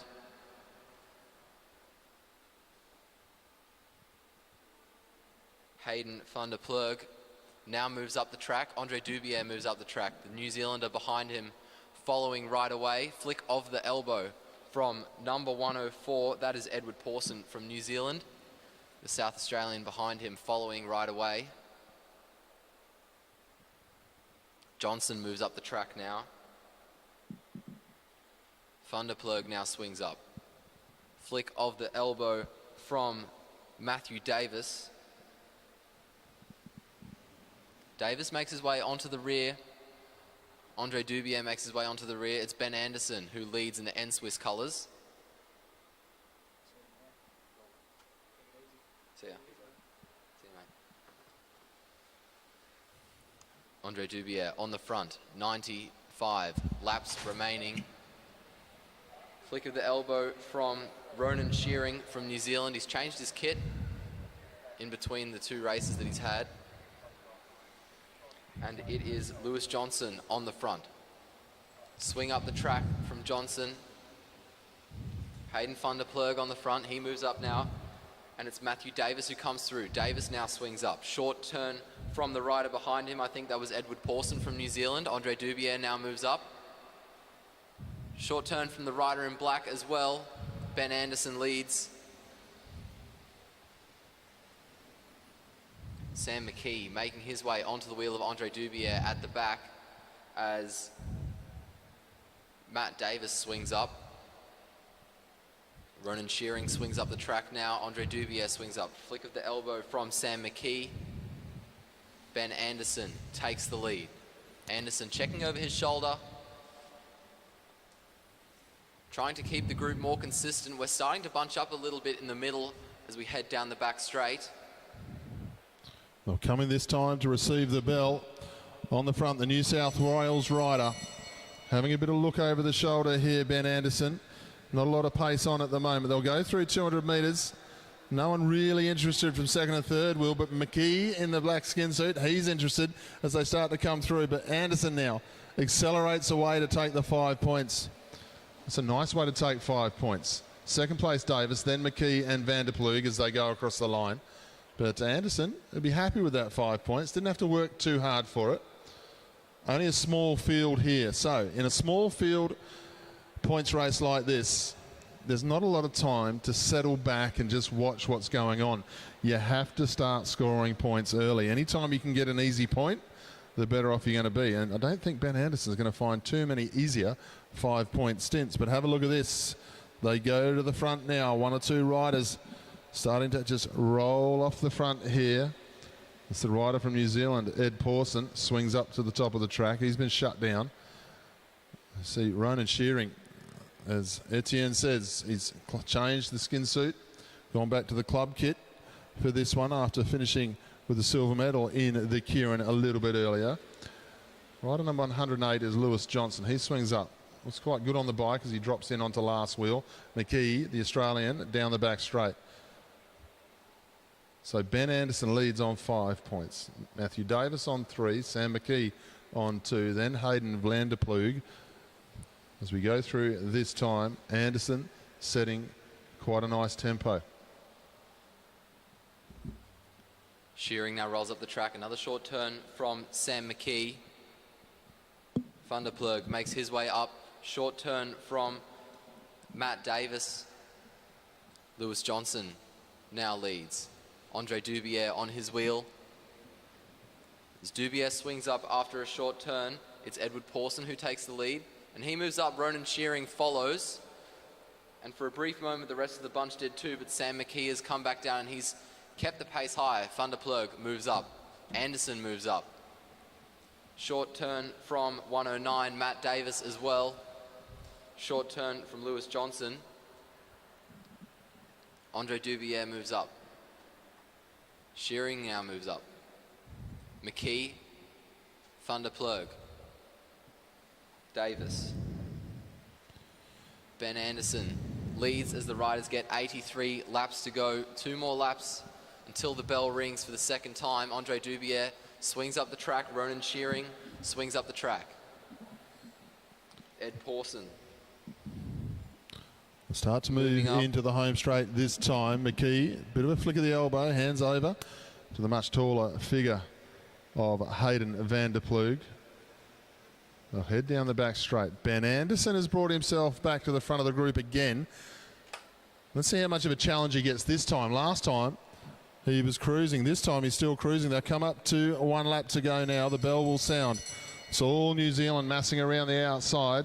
Pawson up on the hip of Anderson, still not being challenged at pace. They head down the back straight. Anderson says, I can't believe my luck. These guys are just looking after their legs. Anderson now steps out. Pawson now starting to go to him, but Anderson starts to get there. Pawson, though, he'll take 5. Anderson will take 3. Then I think it was Shearing as they went down the back straight, as they now go down the back straight. Shearing up for 3rd. We'll wait for the official result from the judges. It was tight for 3rd and 4th, but no doubt about it. Pawson got himself up round the outside of Ben Anderson, but Ben Anderson is going to go to the lead of the bike race on 8 points. So he's going to be fairly comfortable with what he's done so far here, Ben Anderson. We wait for the judges to tally the votes as they come through the home straight this time. Dubier. So Pawson took 5, Anderson 3, Davis 2, and Lewis Johnson took the 1. The group all together. After the past 2 sprints, we've seen some attempt at a breakaway of sorts after the sprint, but it hasn't really had a proper backing yet. Maybe just riders looking to gauge, see who would be willing to try to take a lap. Van der Plug takes the lead. The riders start to continue their rotation as they come around to get 76 laps to go. Ben Anderson on the front. So the update on points after the confirmation of that second sprint. Ben Anderson leads on 8 points. Matt Davis and Ed Pawson equal second on the 5. Then Sam McKee on 2. And then Van der Ploeg and Lewis Johnson have 1 point apiece. Dubier and Ronan Shearing haven't got themselves amongst the points just as yet, but we're still in the first half of this bike race. It's the second half where the legs will start to fall off a little bit for 1 or 2 of these guys, and being such a small field, there's not a lot of places to hide, and there's not that many people who help chase the gap when it opens in the second half of the field. McKee leads through. Short flick of the elbow, all New Zealand, as they head down the back straight. We've just seen about 2 laps ago a tussle for the wheel of Ben Anderson. After the first 2 sprints, we see the dominant riders starting to show themselves and the others trying to follow the wheels of the dominant riders like fish to a shark. Down the back straight we head. Ronan Shearing takes the lead. Ben Anderson now on the front, Van der Plug on his wheel. And Van der Plug follows as Anderson swings up. It's Ed Pawson who is on the front now. 72 laps to go. Pawson on the front. Andre Dubier on his wheel. Check over the shoulder from Pawson. It's not likely that he'll swing off the front anytime soon. He'll try to hold onto that lead to the best of his ability. Andre Dubier will probably try to do the same. As we start to wind it up, we head out of the bend and down the front straight. The bell rings, 71 laps to go. Pawson tucks in. Dubier just trying to follow the wheel at the moment. As we head down the back straight, he starts to make his way forwards. Half a lap to go. Pawson still on the front. Dubier now trying to, at his hip, trying to come forwards and take first, but Pawson is going to hold on, get the points for first. Dubier, the points for second, followed by Lewis Johnson and then Matthew Davis. Down the back straight, Johnson is going to commit. Shearing is at the head of the peloton and he doesn't want to chase. So Lewis Johnson is continuing to open up a lead with 69 laps to go. Down the back straight we go. Lewis Johnson still in the lead, about 30 or 40 laps ahead, 30 or 40 meters ahead of the peloton at the moment. Van der Plug now is going to try to lead the chase. 68 laps remaining. Thunderplug swings up the track. It's Samuel McKee who takes the lead. Nice piece of riding there straight after the sprint as the New Zealander comes through the home straight, adopting a little bit of the Cameron Meyer position there that got made famous by Cameron Meyer in Madison and point score racing. Johnston, though, he's pedaling nicely. Half a lap up on the rest of the field here. Nice piece of riding here from Johnston. Only on 3 points in the race so far. Ed Pawson leads the bike race on 10, then Anderson on 8, Davis on 6, then Johnston and Dubier on 3, McKee on 2, Vanderploeg's got himself a point now, and Ronan Shearing yet to score. There doesn't seem to be the urgency in the bunch here. Little bit of distance opening up, but as you can see, short, sharp turns is what's going on the front. They go now. Anderson sees the danger. Comes to the front now and starts to set the pace now. Is he going to set the pace for a few laps to try and take the sting out of Johnston's attack here? He has a look over the shoulder. I don't think he's going to get a lot of help. And as soon as he swings up, the pace just washes off that little bit. Johnston goes through at 63 laps to go. He's going to catch the tail end of the field in his vision here as he heads down the back straight. The New Zealander, Pawson on the front, Vanderploeg up on his wheel, then McKee as we drop back through to Matt Davis. But Johnston and the Waikato Kip down the back straight this time. They start to move from the front. Anderson starts to step out. This is going to work out all right for Johnston because he's not going to get on before this next sprint. And it's going to be Johnston who gets the bell. 1 lap to go to the sprint. So the idea here is pick up 5 points and try and take the lap to give yourself 25 points and say hello to a healthy lead in the points race. The bunch leads through this time, 109, 96 and 99 as they go across. So Davis and Anderson score points. How's he going to go? They're all starting to sit up down the back straight. Johnston edging his way closer. He is about to make contact to the tail end of the field. He's going to get 20 points for the lap, 5 points from the sprint. That's going to take him to 28 points and a clear lead of this bike race. Stellar effort by Lewis Johnston. You have to give credit as well to his compatriots from New Zealand.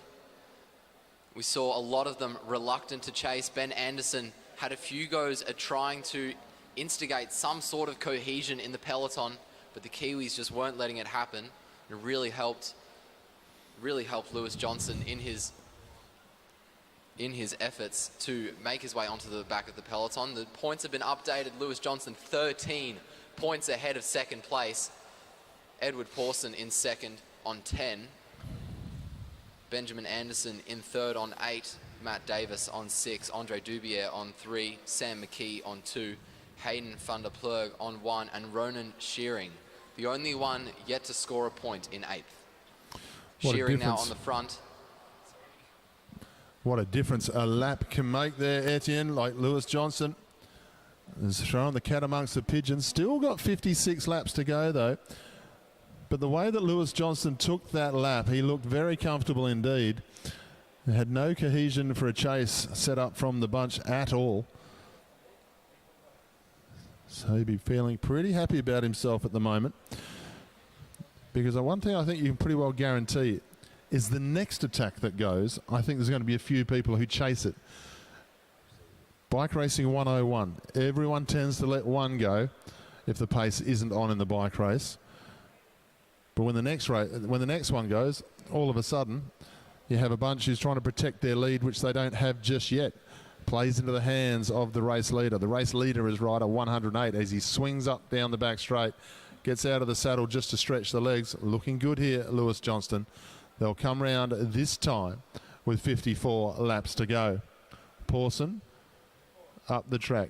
Anderson finds himself down in third place now after the first 2 sprints of the evening. Hasn't scored any points since then. Then we go Matt Davis on the leaderboard. Andre Dubier. Johnston will lead. They'll come round into the home straight this time. We have a look at the lap scoreboard. 52 laps to go as they start to get ready for the next sprint. And it's Ben Anderson, who's on the front of the peloton at the moment. Anderson's really shown himself to be a dominant rider, and he'll be kicking himself that he didn't get away with Lewis Johnson. He tried on multiple occasions to either get away on his own or at least bridge to Johnson. The bell rings. 51 laps to go. It's Anderson who leads, Pawson on his wheel. And here comes Matt Davis from New Zealand over the top. He's carrying a lot of speed. Ben Anderson is going to have to do a lot of work to react. He's holding him high on the track, and he's coming through on the inside. Down the front straight we go, and it's Ben Anderson who edges out ahead of Matt Davis. Close call there on the bank. Ed Pawson is going to keep the pace high, and he's counter-attacking. Sam McKee is going to follow Pawson.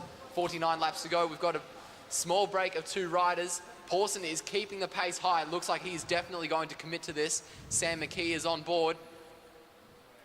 Hayden Thunder Plurg on the front of the peloton. Swings up the track now. It's Matt Davis on the front. Now it's Andre Dubier of the peloton. Anderson on the front again. Sam McKee, it looks like, has second-guessed his decision to get away and try to take a lap. Ed Pawson is still committing though. 47 laps remaining. Ronan Shearing on the front from New Zealand. Pawson away from New Zealand as well, and it looks like he doesn't want to chase, nor does Van der Plug.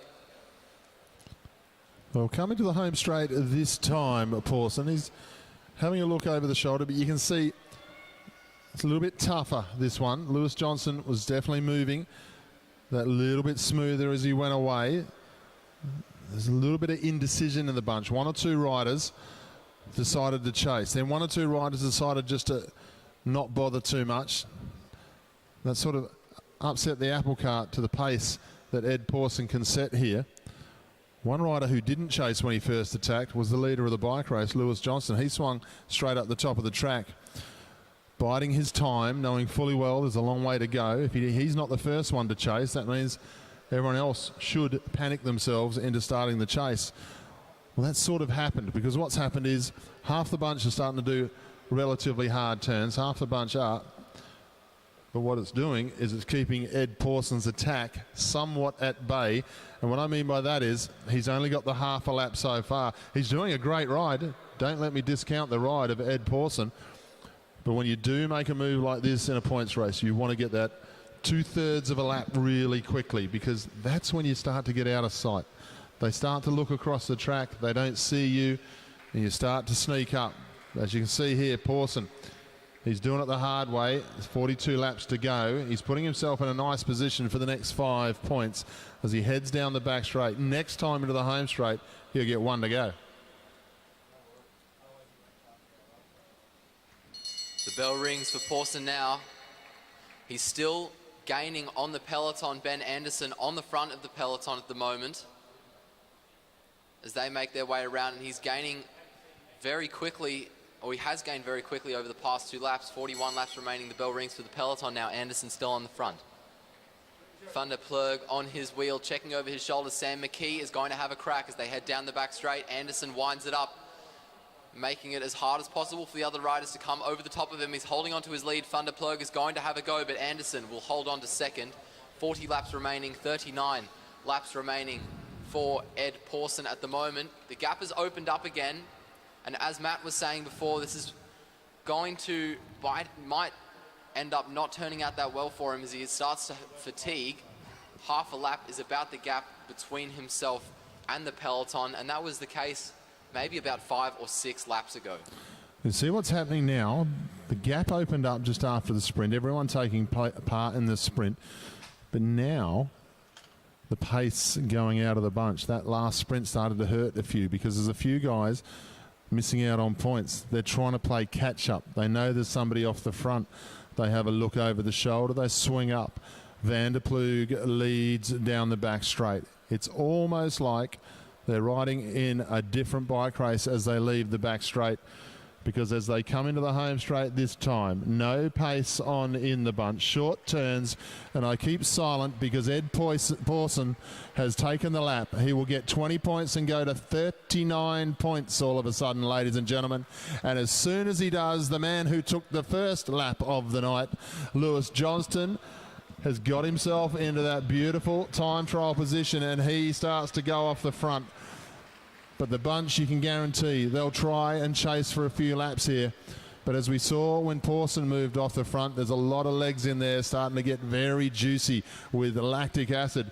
Let's get behind this ride of Lewis Johnston, because for my money, watching the way he didn't react when Pawson went, he looked like a rider well in control of his emotions and the legs, and the way he's attacked now, that Pawson has spent all that time off the front, chasing, has put himself up into a beautiful position.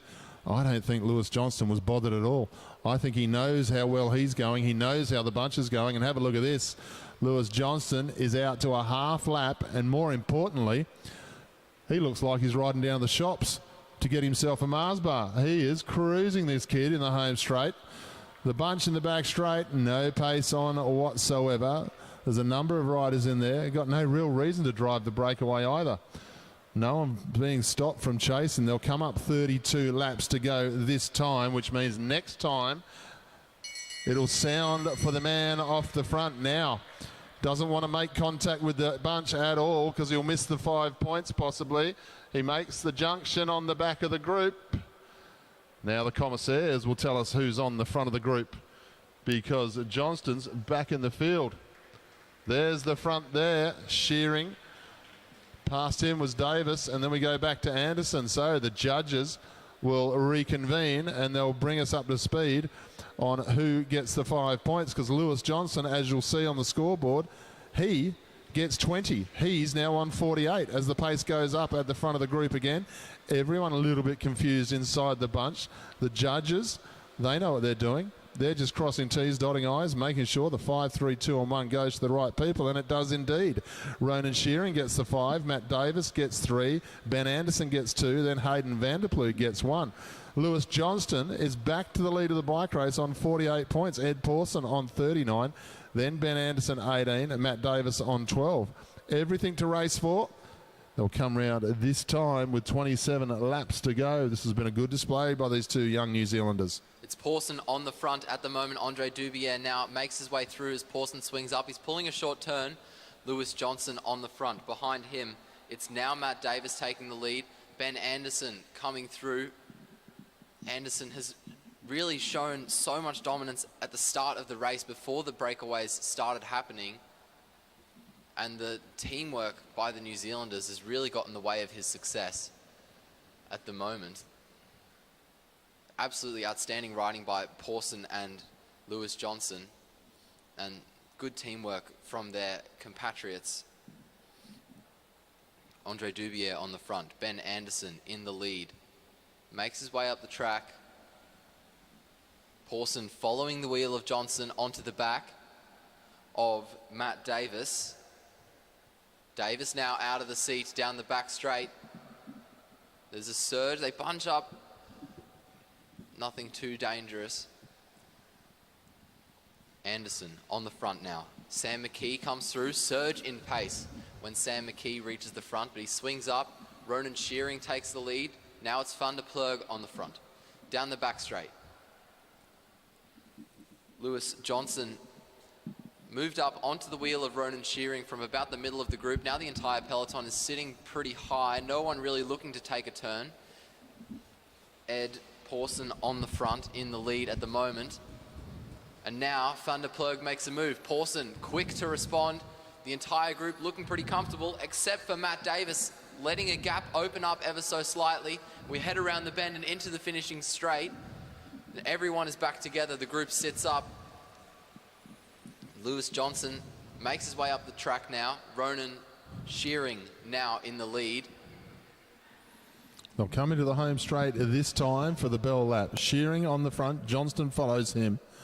This is where we start to look at the individuals in the top three. Johnston leads the bike race. He's in second wheel at the bell. Pawson in second place, down the back of the bunch.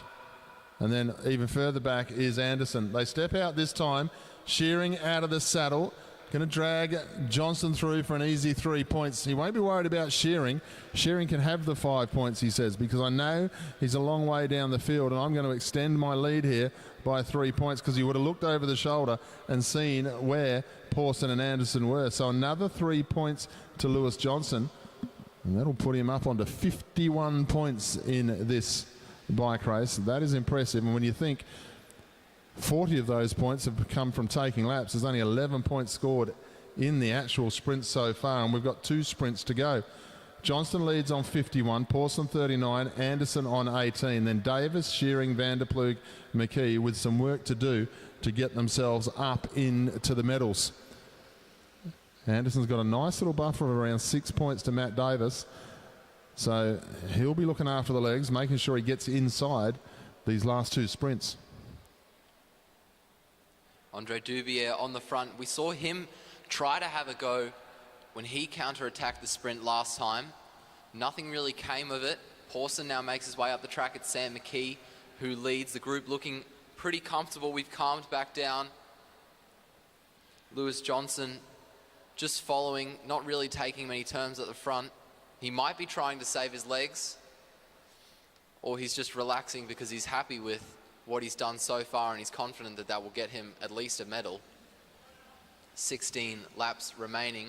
Van der Ploeg is at the head of the race at the moment. Sam McKee comes through. Lewis Johnson moves forward on the inside. Bit of a gap opening up between himself and the rider behind, and there's nothing that Ronan Shearing is doing. Andre Dubier is going to try to respond as quickly as possible before Lewis Johnson gets any ideas, and tries to lap the peloton a 3rd time. Johnson makes his way onto the wheel of Van der Ploeg. Sam McKee swings up to take the wheel of Johnson. They'll come through this time with 14 laps to go. McKee comes to the front of the bunch. He's been riding nicely, so has Dubier. This is 2 riders who have been the standouts. So it was a good, tough ride by Pawson to get himself that lap. He came at a time where anybody could have done it, because I think Lewis Johnston well and truly knew what he was doing in the bike race. As he comes through now, been impressed with how this young man has handled himself throughout this points race. They go to the back straight this time. Shearing once again leads. Davis on his wheel, then Pawson, and then it's Johnston. Johnston making sure he stays a little bit close to Pawson on this one, because even though he has a very healthy lead, you don't want to let that lead go. If you can go into that final sprint with more than 10 points, well, sit back and have a 10-lap victory lap, because all he has to do is follow. They'll come in this time and they'll hear the sound of the bell. Shearing on the front, Pawson in second wheel. Anderson wants to get himself a little bit of distance between himself and Matthew Davis, who sits in 4th. They step down the back straight, out of the saddle again. The legs are starting to hurt. Anderson, good, tough piece of bike riding here from the New South Welshman. He's going to get himself 5 points. Shearing up for second. He'll take 3. Then McKee gets 2, and Pawson pegs back 1. But Lewis Johnston, with 1 sprint to go, 10 points on the last, leads by 11, and he's starting to hurt their legs towards the end of this one. Flick of the elbow from Matt Davis. Andre Dubier and Davis both looking to try to take a lap in the final moments of the race. We've got 9 laps to go, and it's Davis in the lead. Dubier on the front. Ben Anderson at the head of the peloton, looking to chase down the leading 2. Ronan Shearing on the front. Ed Pawson on the front now. 8 laps to go. And this breakaway, it doesn't look like is going to be able to make a commitment. Ronan Shearing just slipping off the back there. We're starting to slow up. He should make his way back onto the group. Lewis Johnson moves up the track. Van der Ploeg moves up the track. Lewis Johnson swings down. Hayden Van der Ploeg is going to wait for the peloton to come through and respond for him. Ben Anderson at the head of the peloton. A gap to Lewis Johnson opening as it has done twice before. 6 to go. Anderson bridges, makes his way onto the wheel of Johnson. Ronan Shearing comes through on the inside. Hayden Van der Ploeg moves up the inside. Everyone's sitting relatively high. And it's Matt Davis who has a crack. Out of the bend and down the front straight, we have 5 laps to go. And Matt Davis is making a move. Sam McKee trying to bridge, as is Andre Dubier. Sam McKee comes through and he counter-attacks down the back straight into the bend. Davis is struggling. McKee swings up, checks to make sure who's behind him. 4 laps to go. He's going to wait for the peloton to catch. Andre Dubier at the head of the race now. Now it's Ben Anderson who leads. Hayden van der Ploeg down the back straight, moving forwards on the inside. Well, coming to the home straight this time. 3 laps to go. Lewis Johnston is the leader of the bike race. Sits in second wheel. 51 points for him. The man in second place overall on 40 points is Ryder 104 as he heads down the back straight in fourth wheel at the moment. That's Ed Pawson. 23 points to the New South Wales rider, Ben Anderson. 10 points on the last. Mathematically, Ronan Shearing can get himself up there, but he's got to hope that Ben Anderson gets nowhere near the final 4. They head down the back straight. The New Zealanders come to the front. Ronan Shearing isn't in a bad space here to be able to get that 10 points as he leads out with 1 to go. As Ben Anderson's got some work to do, and now he realises that he does.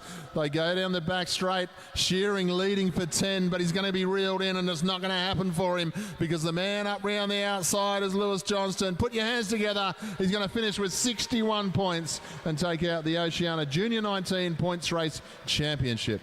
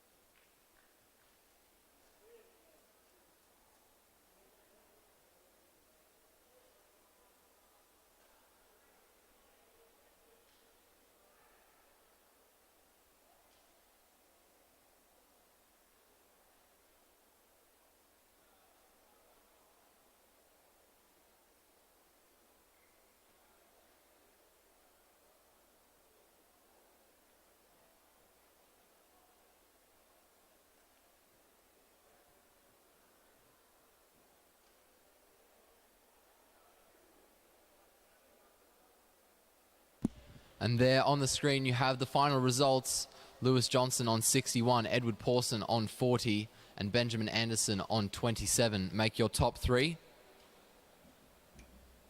Now we go to presentations.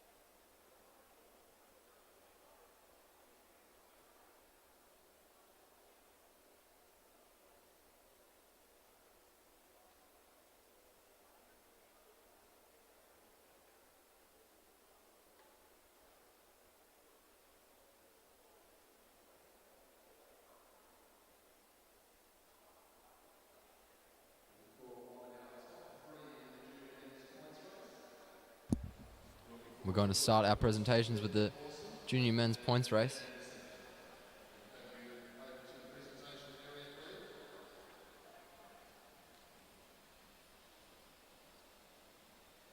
No, we aren't.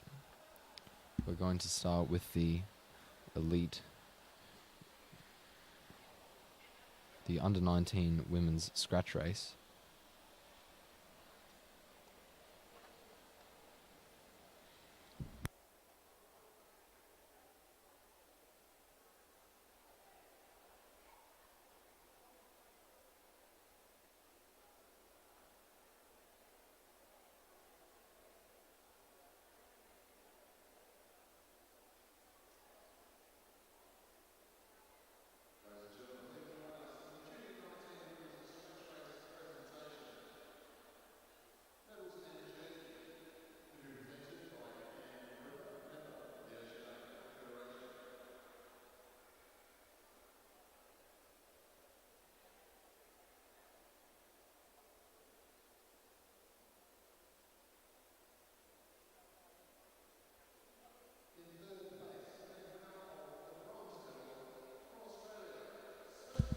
In third place and winner of the bronze medal, Sophie Ma, representing Australia.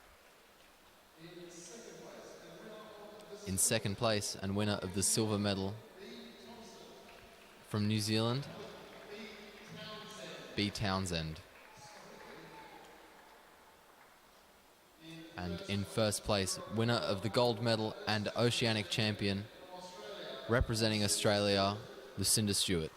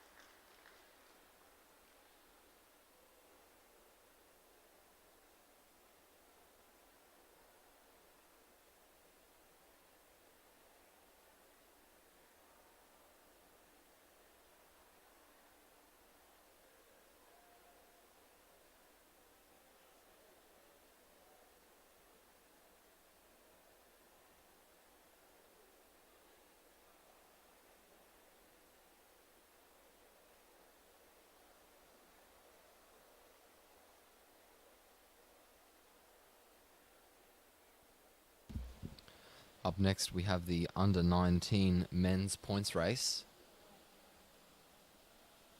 Ladies and gentlemen, please join us for the Junior 19 men's points race presentation.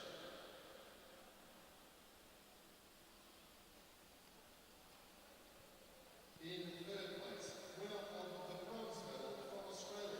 In third place, winner of the bronze medal representing Australia, Ben Anderson. In second place, winner of the silver medal representing New Zealand, Edward Pawson. And in first place, winner of the gold medal and Oceanic champion representing New Zealand, Lewis Johnson. And that's the last presentation for the time being. After this, we have the elite women's scratch race, which is 40 laps, followed by the elite men's points race, which is 160 laps. Ladies and gentlemen, please show your appreciation for our champion and medalist.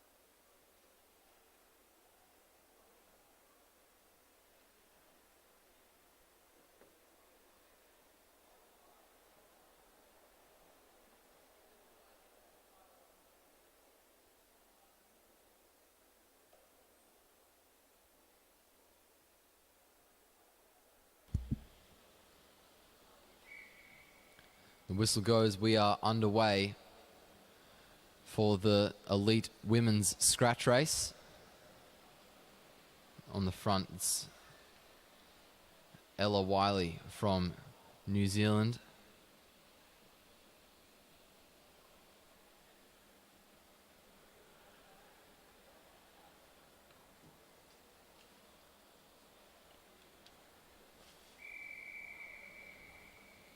The whistle goes for the neutral lap to be officially over. Alex Martin Wallace takes the lead and moves up the track.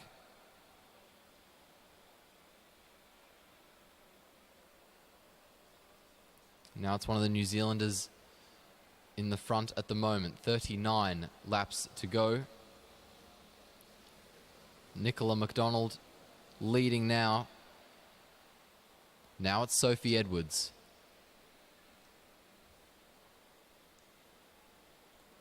Now it's Ali Wollaston making her way around the track.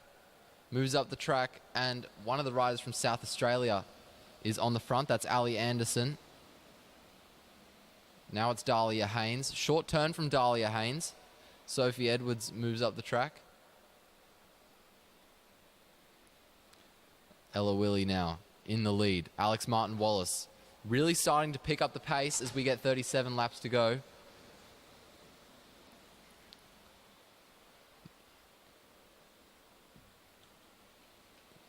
Ella Willie in the lead again. Now it's Nicola McDonald from Australia. McDonald swings up. Edwards on the front.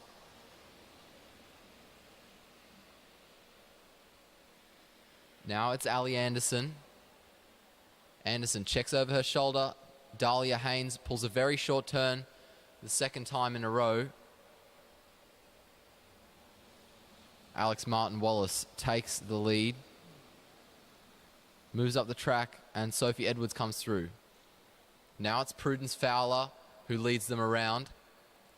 The riders just keeping the pace high, making sure their competitors are under pressure and making sure they get to the back as quickly as possible. 34 laps to go as Sophie Edwards swings up. Ali Anderson in the lead now.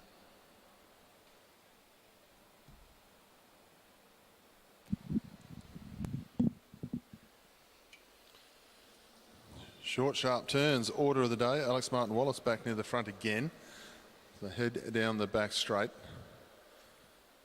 Be hard pressed to put a bet anywhere else other than Alex Martin Wallace in a scratch race at this level. So fast over that last part of the journey. The other one to look out for, right on the back of the field here, number 76 is Chloe Moran. Outstanding in the points race and Omnium race last week at the National Championships.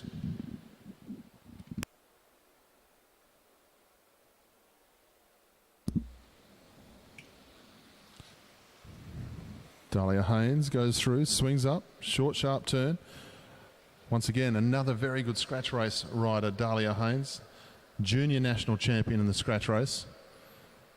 So not to be discounted in this one. She rode nicely during the bunch races, during the national championships. Didn't get herself up for a medal, but she was well and truly to the front half of the field in that top 5-6 area. So everything to play for Dahlia Haynes in this one. They'll go through this time. Good pace. Ali Anderson, Dahlia Haynes has a look over the shoulder. They'll know the tactic now.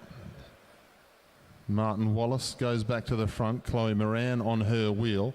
As you can see, three of the riders in there in the Australian training squad colours as they go through. Podium Potential Academy.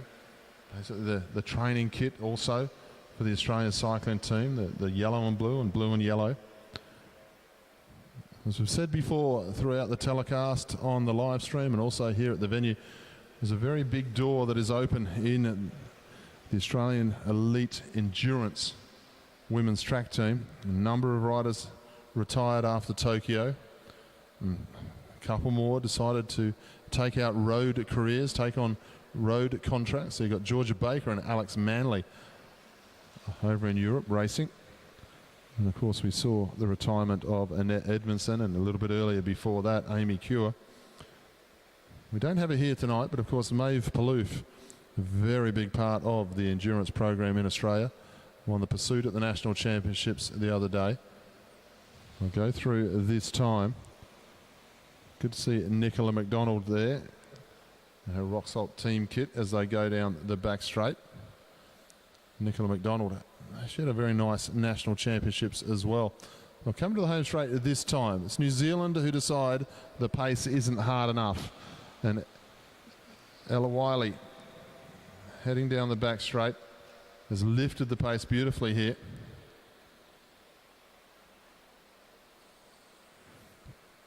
Good big turn there from the New Zealander. It's just brought Chloe Moran to the front. One or two riders in trouble here. Ali Anderson and Dahlia Haynes in the South Australian Sports Institute colours getting tailed off there as soon as the pace went up. They're going to have to fight themselves back on to the tail end of this field. Once again in New Zealand, this is Ali Wollaston who swings up.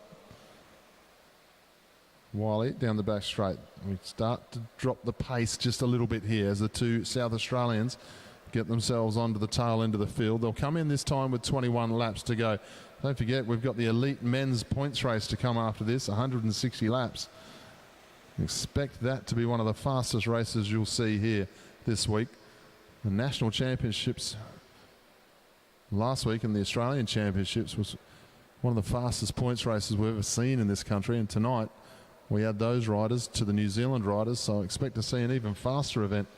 Moran leads through. She'll swing up, hand over to Riley McMullen. Pace goes out of the race a little bit. You always tell when the pace goes out. One or two of the riders who were suffering earlier suddenly find their way that little bit easier to follow the wheel into the home straight. Rider number 72, Sophie Edwards. Already stood herself on the podium here this evening. Two South Australian riders a lead down the back straight. New Zealand back to the front. 18 laps to go. Ella Wiley swings up to the top of the track. No one willing to really throw that big attack in yet. Wiley certainly lifted the pace when she decided to go to the front. New Zealand quite happy to just do the longer turn, just get the legs going a little bit, see how the form is. That was Prudence Flower, who swings to the back of the bunch this time. She's not too bothered. She's quite relaxed about things. Nicola McDonald out of the saddle, just stretching the legs. Drops in onto the final wheel of the bunch. Ali Anderson and Dahlia Haynes as they go through this time. And we go back to Ali Wollaston. She has a look over the shoulder. Wiley not bothered about doing the big turn of pace this time. This is when they'll start to get a little bit edgy. Surprise, one or two haven't tried something up to this point.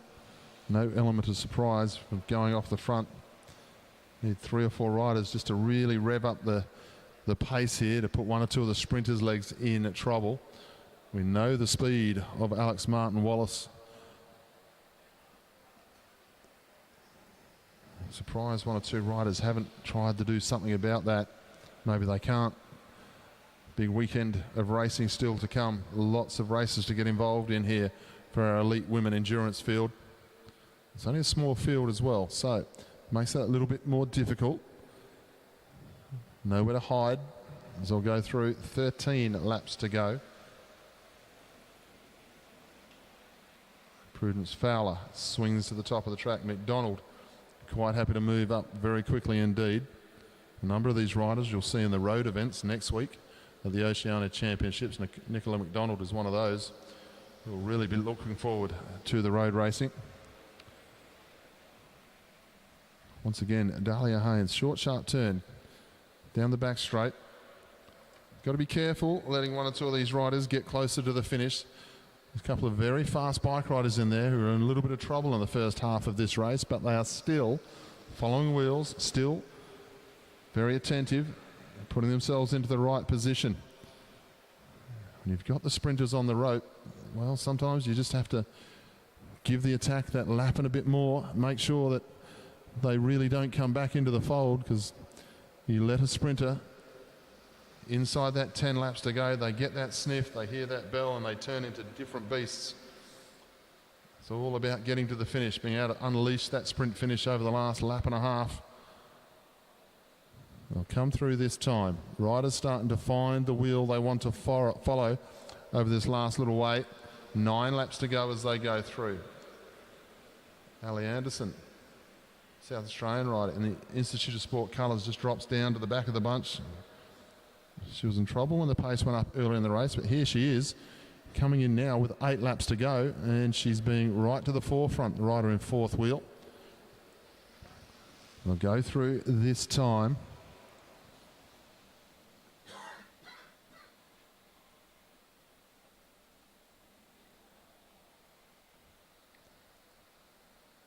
Eight laps to go. They move into the home straight this time. Dahlia Haynes. She's been the Australian Junior Scratch Race Champion. She wears the sassy ensemble, swings down to the back of the bunch.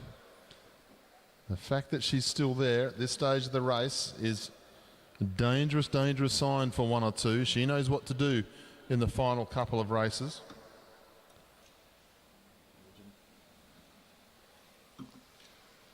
South Australian Institute of Sport riders bring themselves to the front of the bunch. They're being attentive here, aren't they?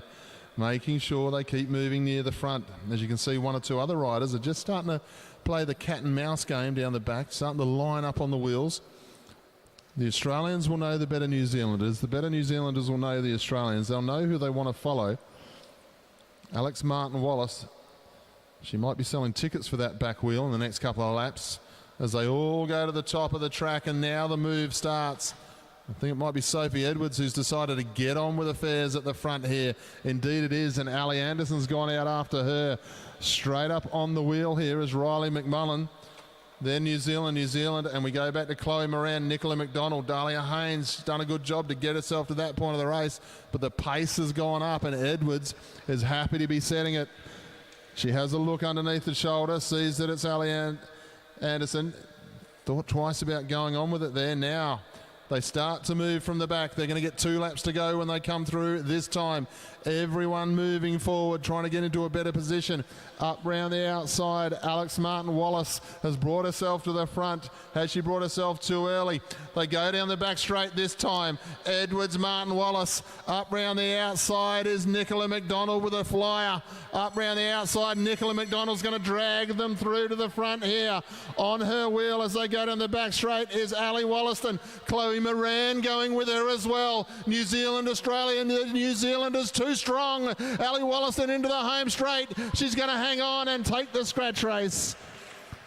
Up into second place was Chloe Moran. Then I think you'll find it was Ella Wiley from New Zealand. But no doubt about the winner, rider number 85, Ali Wollaston into the home straight. Put your hands together. New Zealand take the scratch race.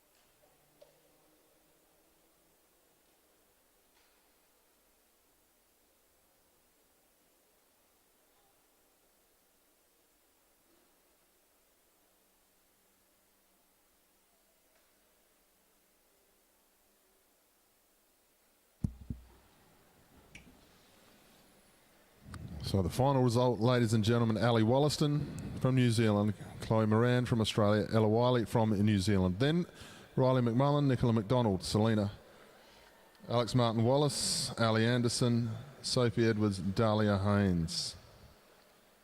It was Prudence Fowler in 6th place, Nicola McDonald in 5th. There's the screen updates in front of me. We've got the big one to go now. 160 laps of the track.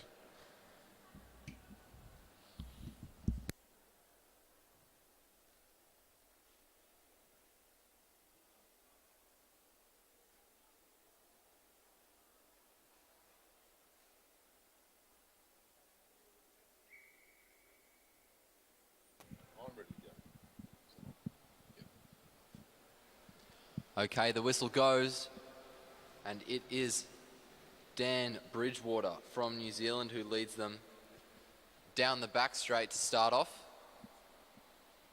Or it's Aaron Gate. I'll tell you well, Etienne, you have a look through this field.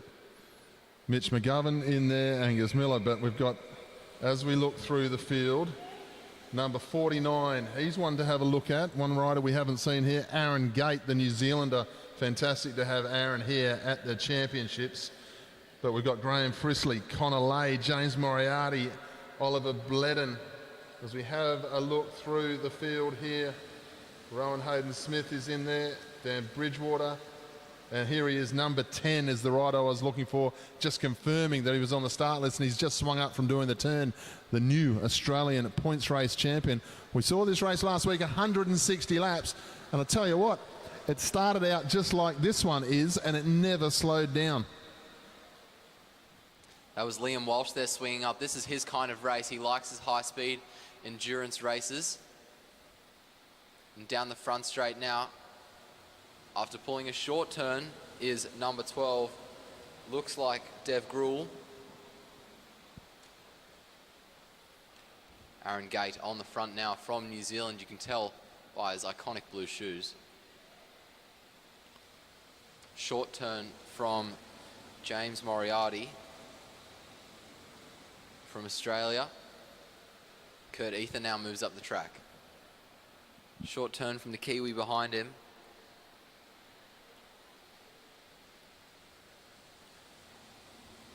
And on the front now is number 33.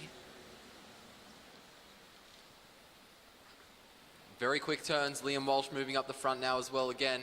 This group really strung out. The riders swinging down to the bottom of the track like a massive team pursuit by the looks of it at the moment. Everyone really just looking to spend as little energy as possible before our first sprint in a few laps' time. Down the front straight we go. Check over the shoulder and a swing up the track from James Moriarty.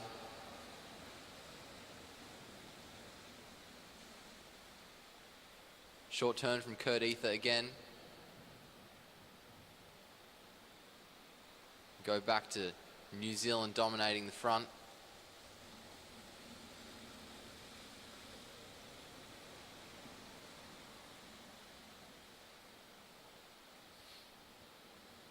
And the quick succession of turns on the front stops as we come around to get the bell. 1 lap to go. Oliver Bledden in second wheel. Liam Walsh now trying to come over the top of Bledden.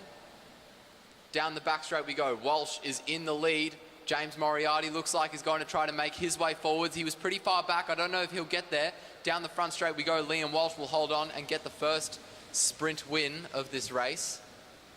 And the pace is staying high. Walsh swings up, makes his way to the back, and it looks like one of the New Zealand riders is going to bridge the little gap that existed between this leading three and the riders behind. Oliver Bledden now swings up the track. It's James Moriarty on the front. Moriarty moves up.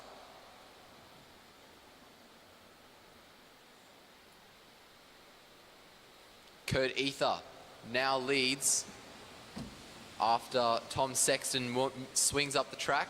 James Moriarty, Graham Frisley, sorry, swings up the track. Have a look at the pace of this bike race, ladies and gentlemen. 147 laps to go as they come into the home straight this time. And it's Aaron Gate, the former World Omnium champion back in 2013. Won that title in Minsk prolific winner of medals at World Championship level. Also a bronze medalist at the Olympic Games, Aaron Gate. Very accomplished road cyclist as well. And look at the pace of Gate as he goes down the back straight. I'll tell you what, this is a scary looking breakaway. I think it's Jackson who's got himself in there as they come into the home straight. George Jackson, he'll have a look across. He's quite happy with the pace. Then we go to rider number 22 from New South Wales, setting a nice pace is Kurt Ether. And the other rider there, if I'm not mistaken, is the individual pursuit champion of Australia, and it's Connor Lay who swings up now into the home straight. Short, sharp turns from these guys because this is such a fast pace. George Jackson had a fantastic afternoon, got himself the silver medal in the elimination race behind Graham Frisley. But have a look at the pace of this bike race. You can see that by the way the breakaway is going, they're starting to argue about who's going to do the longest turn. George Jackson, his legs have woken up very well today. He's not bothered at all. He's still doing his half-lap turn. Everybody else, he's saying, come on, fellas, we're almost there. Let's get on with it. They come down the home straight, 142 laps to go. Next time around will be the bell. There's no points on offer for the bunch, so we might not see an increase in pace from the bunch as they go through this time. Into the home straight. Once again, Aaron Gate on the front. Then Connor Lay, Jackson, Ether as they go through the 200. Aaron Gate quite happy to still set the tempo. He's going to get some challenges though. Get ready to see what the bunch do. They might let this lap go so that they can just start the prop and go again. Gate, Lay, Jackson, Ether. They head to the back straight. They all pick up points and now they get 20 points apiece. 139 laps remaining. It's Graham Frisley who's in the lead, who's on the front of the peloton at the moment. Jackson now takes the lead by the looks of it from New Zealand. And we've really calmed down after this breakaway has caught on the back. Flick of the elbow from Liam Walsh. It's Dev Gruhl who takes the lead now. Now it's Dan Bridgewater, one of the riders from South Australia. Now it looks like Rowan Hayden-Smith taking the lead. Short turn from possibly Mitch McGovern.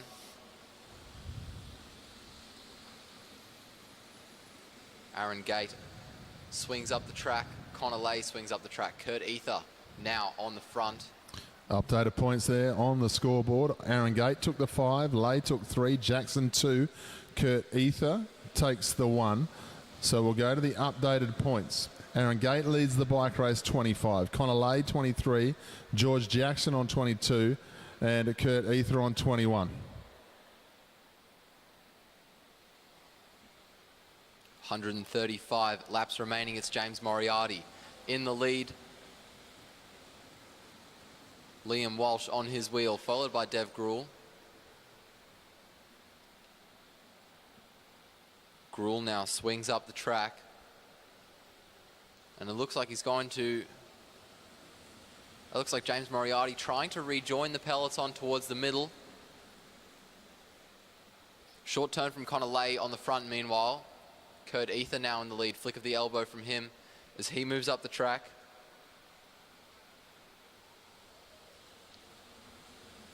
George Jackson flicks his elbow and moves up. It's a short turn from Jonty Harris from New Zealand. Graham Frisley over the top of James Moriarty at the moment now, taking the lead of the group. 132 laps remaining. It's Frisley on the front. James Moriarty on his wheel, followed by Connor Lay. We make our way down the back straight. That looks like one of the New Zealanders making his way forwards. Graham Frisley still on the front. He has a good sprint in him when he needs it. The bell rings. Frisley in the lead. James Moriarty right on his wheel, followed by Connor Lay. Down the back straight we go. Moriarty now starting to come over the top of Graham Frisley. Frisley slipping backwards very quickly as Moriarty makes his way down the front straight and crosses the line to win that sprint. Aaron Gate going across in second wheel there. Round his outside, I think it was Tom Sexton, making sure he got into the points. Wait for the updated points, but look at the damage this sprint has done. It's dragged 6 very, very accomplished bike riders off the front of the group here. 1 or 2 riders getting into a little bit of spot of bother down the back as they go down the back straight. You can see, I think it's Oliver Bledden, in fact, just scurrying his way onto the back of the field again. They go through this time. New Zealand all across the front of the bunch. The Australian team members are going as well. There's Keegan Hornblow from New Zealand has got himself into that move. But look at this. They're coming across in dribs and drabs because this is hurting quite badly one or two of these riders here. I'm looking through to see, just guaranteeing who is in the race here. I think it's Jack Menzies, the Tasmanian rider, who's got himself up the track there. Once again, it is Aaron Gate down the back straight, setting a good tempo here. 3 New Zealanders, and I think Connor Lay has made his way to the front again. And have a look at this. This is serious once again. Tom Sexton, Connor Lay. Then we go back. That's Tom Sexton on the front now. Keegan Hornblow, Tom Sexton, Connor Lay, and Aaron Gate. They're the 4. One of the New Zealand riders just losing the wheel a little bit there. Teammate going to drop in the gap. That's what you want. You get by with a little help from friends there, as Sexton drops into the gap to make sure his teammate is able to get onto the wheel comfortably. I'm going to sign here. I'm glad I called Aaron Gate out at the start and pointed him out. It might even sound like half an expert if you can pick riders like that. They head down the back straight this time. Connor Lay quite happy to do a short turn. 1 or 2 riders in this breakaway. The legs are starting to hurt. Keegan Hornblow's legs starting to blow up just a little bit. They'll come through. 122 laps to go. No pace whatsoever on the front of the group as they head down the back straight. Angus Miller, the South Australian, didn't bother at all about setting the tempo. Now it's Zach Marriage. Dev Gruel on his wheel as they go out of the home straight. The bell will sound for the breakaway. Aaron Gate has a look over the shoulder. Sexton up round the outside. It's Hornblow up round the outside of Connor Lay, thinking he was going to try and box in the individual pursuit champion of Australia, but they're going to ride him off into 3rd place. 5, 3, 2 and 1 for the breakaway, and they are going to ride themselves onto the tail end of this field, and the likes of Aaron Gates and Connor Lay are going to get themselves a 2nd lap here tonight, and they are going to go to the top of the leaderboard. Absolutely incredible effort by Connor Lay and Aaron Gate. Liam Walsh at the head of the peloton pulls a short turn. It's James Moriarty on the front.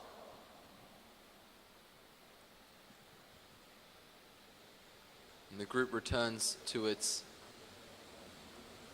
natural quick succession of turns. James Moriarty, it looks like, is going to try to make a move up towards the fence, looking to pull a flyer. And one of the New Zealanders is quick to respond as he makes his way down the front straight. James Moriarty has a gap on the rider behind him. That rider is number 46, George Jackson. Dan Bridgewater just getting across there to James Moriarty. The 6s and 8s look exactly the same from up here in the rafters. Moriarty going nicely.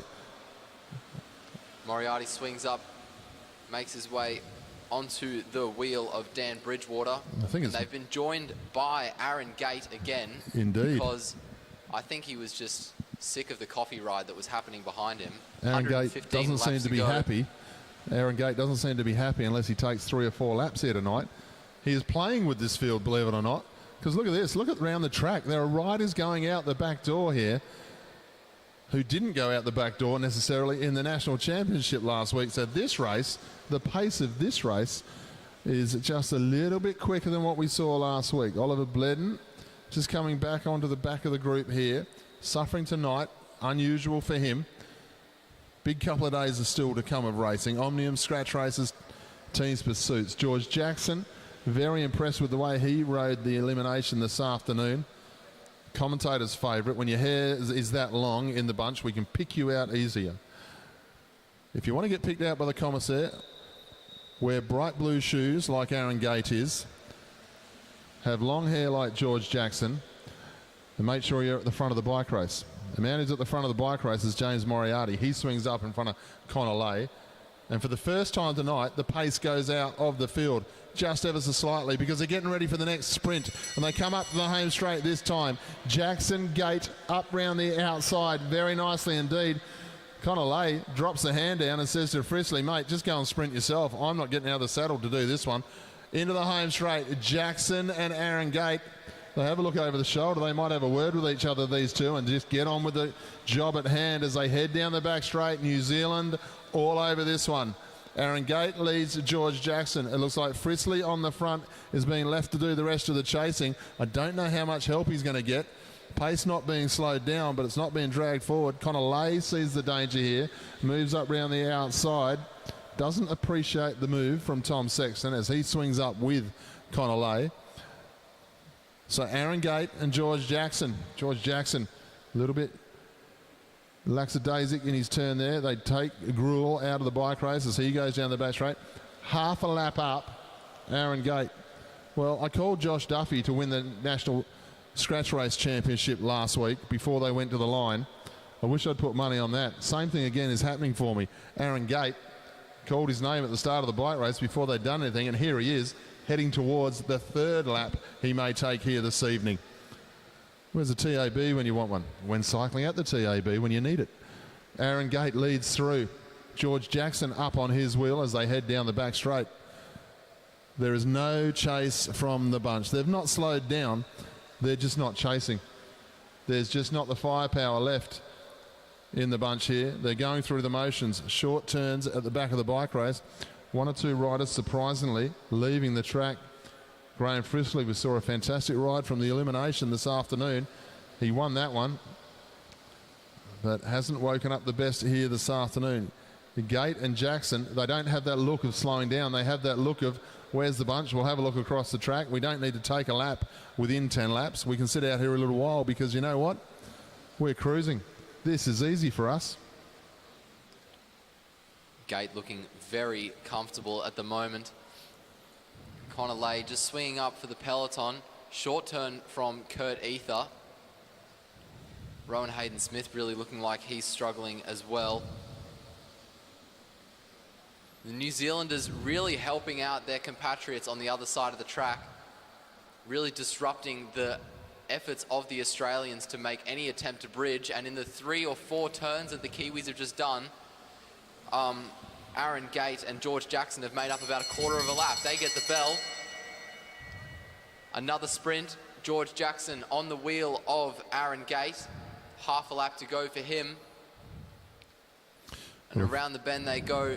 James Moriarty makes his way onto the wheel of Liam Walsh, and Aaron Gate makes his way onto the wheel of James Moriarty. As we head down the back straight, the peloton is all together again. That's Rowan Hayden-Smith by the looks of it, exiting the race. And looks like there's a counter-attack by Sexton, perhaps. Around the bend we go, 99 laps remaining. Connor Lay has gone with Sexton. Down the back straight we go now. Kurt Ether looks like is going to try to bridge to Lay and Sexton. They go through this time, 98 laps to go. Sexton leads the way. Connor Lay going with him. Aaron Gate took the 5 points. George Jackson took 3. Tom Sexton took the 2. Connor Lay took 1. So that puts Aaron Gate now, leader of the bike race, in front of his teammate. 81 points, Aaron Gate. 50 points for George Jackson. 46 for Connor Lay. Tom Sexton on 28. So expect to see Tom Sexton be a little bit more active towards the second half of this bike race. 160 laps, ladies and gentlemen. We haven't even reached halfway yet. And Aaron Gate has 81 points, if you don't mind. Aaron Gate's thinking, I never used to take this many points at the club race.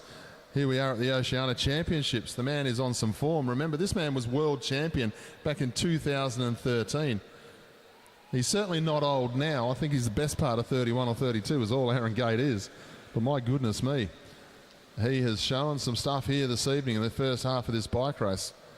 They head down the back straight. 3 riders trying to bring themselves off the front of the group as they've got 94 laps to go. They go through this time. It's Mitchell McGovern who leads the Victorian, swings up. He says, no, that's too quick. I'm not going to bother.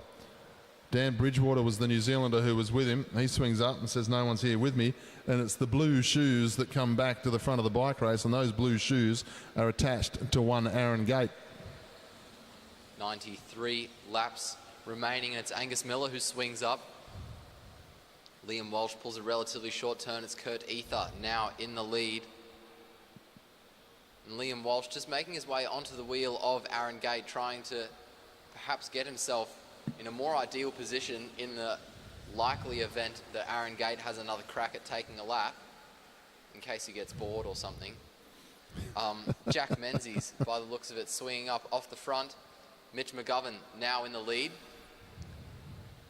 Down the front straight we go. And the bell rings, 91 laps to go. McGovern on the front. And here comes George Jackson. Down the front straight, Jackson is leading, looking pretty comfortable at the moment, holding his compatriot high on the track as he makes his way down the front straight. The two are side by side, but George Jackson will hold on. Aaron Gate will get himself another set of points just to further extend his lead. Looks like Liam Walsh got his 1 point for himself as well. And these riders are looking to commit to a move by the looks of it. Connor Lay doesn't want that to happen. He's going to try to bridge. Flick of the elbow from one of the Kiwis, and Kurt Ether is going to try to bridge to this group as well. Mitch McGovern just slipping off the back there in the pellets, in the breakaway. And our race is pretty much split in half. James Moriarty, it looks like, is going to try to do something about that at the head of the second group. It's 88 laps to go. Mitch McGovern, again, just falling behind Liam Walsh, hanging on to the Kiwis that are absolutely dominating this race. 87 laps remaining. Liam Walsh makes his way onto the wheel of Aaron Gate, falling behind, up the inside of another rider. We'll see the update of the sprint, and it's what I thought. Unfortunately, Liam Walsh missing out on fourth place. New Zealand went 1, 2, 3, 4 in that last one. George Jackson, Dan Bridgewater, Aaron Gate, Tom Sexton. As they head down the back straight, luckily, Liam Walsh has made his way across. So Australia have made the breakaway. Connor Lay, who sits in third place outright at the moment on 46 points, finds himself in the second group with a number of New Zealand jerseys, and now it's nothing but New Zealand in the breakaway as Aaron Gate leads into the home straight, swings up. He's got two teammates for company here as they get on with the job. Dan Bridgewater and Tom Sexton. Now, this is dangerous for the likes of Connor Lay, who sits on the tail end of the group, because Tom Sexton is in fourth place on 29 points. Connor Lay is in third place on 46. But the way these three New Zealanders are moving, and more importantly, the way the main field is moving, I think we're going to see another lap, and we're going to see another Aaron Gate lap. He gets 20 more points. He's going to go to 101. I wonder if he's got a bat in his back pocket that he can raise for the century. He heads down the back straight this time. Aaron Gate putting on a show at the Oceania Championships here. They'll come into the home straight. Let's give a big round of applause for this New Zealand three. They are smashing it. They go through with 1 lap to go to the next sprint. And this, believe it or not, ladies and gentlemen, this is only the halfway sprint. They come into the home straight this time. They're not going to argue about the points, these three New Zealanders. They're just going to get on with the job at hand. Zach Meares, the Australian champion, on the front of the group, is leading them home in the next one. George Jackson, however, the New Zealander, on his wheel for a second. 1, 2, 3, 4 once again for New Zealand as they go through this time. Aaron Gate sits into the Cameron Meyer position. It's a bit rude to say that about the former world champion, but Cameron Meyer did win nearly 10 world championships. So they head down the back straight. That's why they name it after him. The three New Zealanders, they've got a Tasmanian now just on the wheel into the home straight. A passenger trying to get himself back on. Connor Lay heads down the back straight. He's going to get no assistance whatsoever from the pace of George Jackson.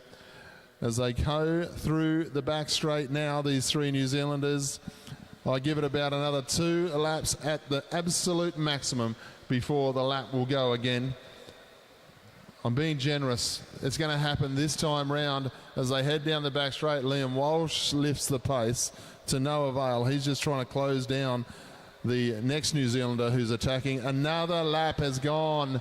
Would you believe it? Aaron Gates taking another lap here. That will put him on to 106 points, but it's also going to bring Tom Sexton up into the top 3 placings. New Zealand now sitting 1, 2 and 3 in this points race, just inside halfway to go. Connor Lay now off the front. It looks like he is going to try to keep the pressure on the other riders. He'll probably try to take a lap at the next opportunity to get himself back into the top 3. 74 laps to go, and it's Aaron Gate on the front. Swinging up the track, Liam Walsh pulls a short turn. Kurt Ether does as well, as does Connor Lay. And it looks like that might be George Jackson now in the lead from New Zealand. He swings up the track. Aaron Gate back in the lead, out of the seat to put the riders under more pressure, probably because it was just so slow before. Now one of the South Australians in the lead. That looks like Zach Marriage. James Moriarty just off the back there, starting to slip back. He was very dominant about 10-15 laps ago, really taking control of the chase and trying to influence it as much as possible. Makes his way back onto the peloton, but it looks like he's starting to show some signs of fatigue. They'll come through with bell lap this time. New Zealand on the front of the group as they go through. Once again, this is Keegan Hornblow who leads the way down the back straight. Jack Menzies, the Tasmanian, not bothering to go with the pace. The legs are hurting. He's just lost a lap himself. Up around the outside of him, it looks like it's going to be a George Jackson. Menzies will take a couple of points back. Aaron Gate picks up one. This is where the mercy rule would come in if it was a football match or netball or even cricket. Aaron Gate over 50 points in the clear from his own teammates here. Welcome to the Aaron Gate show. He leads on 107 points. Sorry, my mathematics is horrible. George Jackson's on 59. That's nowhere near 50 points down. That's only 48. They go down the home straight this time. Connor Lay has recovered somewhat as he heads down the back straight. Connor Lay, 1, 2, 3 New Zealand straight out after him though. Swings up. Aaron Gate, the blue shoes, they just spin around, no trouble whatsoever as they go through the home straight this time. And with that next move, Connor Lay has made sure to get himself in the mix. Kurt Ether as well. Kurt Ether was with an earlier move, and he's probably going to try to take another lap for himself as well. Aaron Gate off the front again. Connor Lay makes his way onto Gate's wheel, and they've been joined by a third New Zealander, and Kurt Ether is holding up what is left of the peloton now as we get 65 laps to go. Tom Sexton makes his way onto the wheel of Connor Lay as Aaron Gate makes his way onto the wheel of Tom Sexton. These three riders, it looks like, are going to be the next breakaway to try to take a lap. None of the New Zealanders are chasing down their compatriots, and it looks like Kurt Ether is going to try to help out his mate Connor Lay as well. 64 laps remaining. Liam Walsh on the front of what can only be described as the peloton. Connor Lay leads down the back straight. He's not getting a lot of assistance from the other two New Zealand riders, and why would they? It's the chase that the Australian needs to do, because by going with Connor Lay, all they're going to do is drag him off the front from George Jackson, who sits in second place at the moment. The New Zealand team sitting in the top 3 places, 107 points for Aaron Gate. You've got George Jackson on 59, then Tom Sexton on 54, Connor Lay on 46. Now they start to mix it up a little bit. We have a look back in the main field. No chase from the New Zealanders at the moment. I see the damage they're doing. The points coming again. Aaron Gate gets on with the job. He leaves Connor Lay behind at this time down the back straight. Tom Sexton sits with Connor Lay. Aaron Gate comes into the home straight, and he'll start to see the tail end of the field. Aaron Gate goes through. He does not change his position here. Tom Sexton goes through, swings up as they go through. Now into the home straight. Aaron Gate, once again, he can start to see the tail end of the field as the tail end of the field is splintering here. Connor Lay trying to get himself across. Tom Sexton offering a little bit of assistance, but not much. They'll be thinking twice about that, but now they're starting to get a little bit closer. Aaron Gate rolls up onto the back of the bunch. You guessed it, takes another 20 points. Laps the field again. The lead of the bike race is now in the back straight as Mitch McGovern goes out the back door of this field as well. He comes into the home straight now, Tom Sexton. Get the feeling he's going to be making Connor Lay do the lion's share of the work here to try and get this lap. Any other circumstance, I would say it would be a lay down mosaic that they would take the lap, but it's not a given here, not the way this race is panning out. Sexton happy to set the tempo, forcing Lay to do that little bit more of the chase. We look at the scoreboard. Aaron Gate is on 132 points. George Jackson on 59, Tom Sexton 57, then Colin Lay on 48. If Lay can get himself across and pick up 20 points, he'll move himself back up into the bronze medal position, because Tom Sexton will take 20 points and he will move himself back up over his teammate, which is George Jackson, who's just on the tail end of this field. Let's get behind the Australian. He is showing some fight here to try and take on the greater numbers of the New Zealand team. And as we say that, George Jackson moves himself around the main field. Connor Lay is going to get onto the back. 20 points done and dusted there. Tom Sexton is going to get onto the back as well. That's 20 points. As soon as they get on, it goes from the front, and it's George Jackson, but Liam Walsh swings up with him and says, no, you'll only have to go by yourself.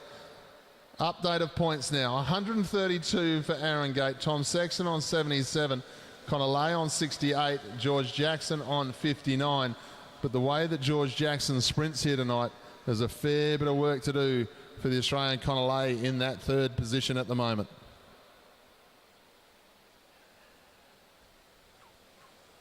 The bell rings, and it's Aaron Gate on the front, keeping the pressure on the other riders behind. New Zealand dominating the lead. James Moriarty, we saw him slipping off the back before. He's now in fourth place, keeping himself in the mix, trying to get himself a point. Aaron Gate will get himself 5. And 2 more New Zealand, and he's keeping the pace on as well as they come through. That leading group of 3 has now become a leading group of 5 as James Moriarty and Liam Walsh make their way onto the wheel of the 3 leading Kiwis. 49 laps to go, and number 48 swings up the track. That's the number of Dan Bridgewater. Bridgewater makes his way onto the wheel of Aaron Gate, and they make their way around the bend. Kurt Ether from N-Swiss, representing Australia, makes his way onto the back of George Jackson. Zach Marriage at the head of this chase group, as Aaron Gate makes his way onto the back of the breakaway. George Jackson is at the head of the chase, trying to bridge, but these riders are absolutely torn to shreds. We've had over a third of this race not finish already, and we have 47 laps to go. Plenty of time for more damage to be done, and it looks like we're looking at a few more casualties. Connor Lay, currently sitting in 3rd place, has dropped off the peloton. He's absolutely exhausted, and it doesn't look like he'll be able to catch back on anytime soon. Those 20 points that he fought so hard to get might be gone much more quickly. Liam Walsh now making his way onto the wheel of Dan Bridgewater as we make our way down the front straight. Bridgewater has a bit of a gap on Aaron Gate as Kurt Ether sits on his wheel. Ether managed to bridge. James Moriarty chasing Bridgewater down as Bridgewater moves up the track and sits up. Tom Sexton on the front now by the looks of it. Flick of the elbow from Liam Walsh after a short turn. And Aaron Gate settles in with 44 laps to go. Kurt Ether is on his wheel. Down the back straight we go. The peloton pretty much together. Connor Lay still struggling to find himself a rhythm. The whistle goes for the next casualty of the race. That is number 8, Jack Menzies. Kurt Ether at the head of the peloton swings up the track. James Moriarty comes through. They'll come through this time with 42 laps to go. 4 New Zealanders on the front. Aaron Gate in the blue shoes towards the end of the field here. They head off down the back straight. Just overlapping wheels a little bit, but nothing to worry about. They're going to come up this time and get 1 lap to go to the next sprint, the sprint on 40 laps. They go through this time. Hornblow on the front. Jackson on his wheel. Then we go back to Sexton and Bridgewater. 1, 2, 3, 4 New Zealand as they go across the line this time. 9 riders in the main peloton. Connor Lay is about to give back the 20 points that he picked up as he goes down a lap to the main field here. Jonty Harris with him as they come into the home straight with 39 laps to go. So all of a sudden, 137 points, 57-point lead. That's going to change ever so slightly when we do the update of the point. That's at 40 laps to go. Hornblow, Jackson, Sexton, Bridgewater. The updated points. Aaron Gate on 137, Tom Sexton on 82, George Jackson on 62. Connor Lay drops back down on to 48 points and finds himself in 4th place. Then Keegan Hornblow on 31, Dan Bridgewater on 30 to round out the 5 New Zealanders in the top 6. 37 laps to go as they go through this time. It's a big year of cycling com games to come. The New Zealanders, well, they'll be licking their lips the way they're performing here tonight. Oceania Championships, just one of those stepping stones in the season to see how the form is. A big ask for a number of riders from the Australian side of things who have just come off national championships. Hard to pick where the peak would be. Of course, we saw Connor Lay break the Australian individual pursuit record just in the last few days in 4 minutes 10 seconds. So we know that he was on super form. But as we know with riders, they come up to a peak, they get themselves right for that sort of 72 hours, get themselves right there, and then you can fall off that peak very quickly. And then if you know you're suffering that little bit and you know you're coming out to do other rides during this series of racing, well, sometimes you have a look at yourself and go, 3rd or 4th to me doesn't matter tonight. How my legs operate in the next couple of days, that's what's going to matter. But there's nothing wrong with the way the New Zealand riders' legs are operating this evening. They are absolutely flying here and put on a demonstration. After seeing the 160 laps in the points race the other night, I thought we were going to see a big field all the way through to the finish. But this one, a little bit different when you put a national team inside a race. Gaps start to open up. People don't tend to follow wheels just as comfortably as before. It disrupts the tempo of the bike race, and that's what's happened here. And you have to take your hats off to the man who is on the front of the group here. Aaron Gate leads through again here. In anyone's language, his performance has been outstanding here this evening. They head down the back straight. They charge from the back, New Zealand. Moriarty trying to get himself up into some points here for Australia. But once again, around the outside, New Zealand take the points, and Tom Sexton will get himself 5 points.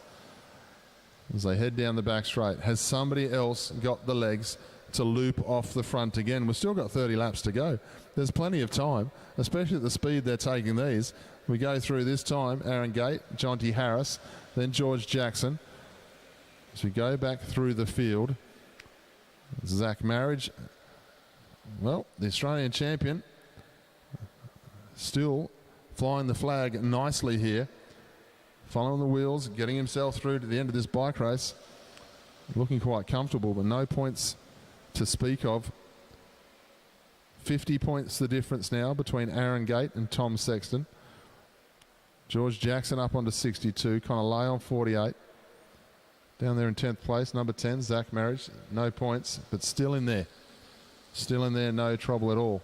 27 laps to go as they go through. It's not a procession, but they're riding themselves to the finish at a steady tempo now.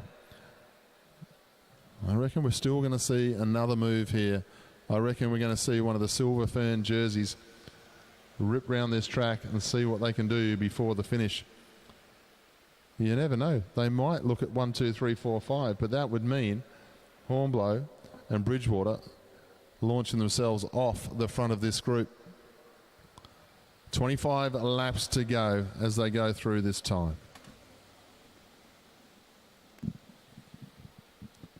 It's Jonty Harris who makes his way up the track now. Connor Lay pulls a short turn, and there's a move from one of the Kiwis that looks like Dan Bridgewater on the front, off the front, sorry. 24 laps to go, and Zach Marriage is going to try to chase, moves up the track. Liam Walsh pulls a very short turn.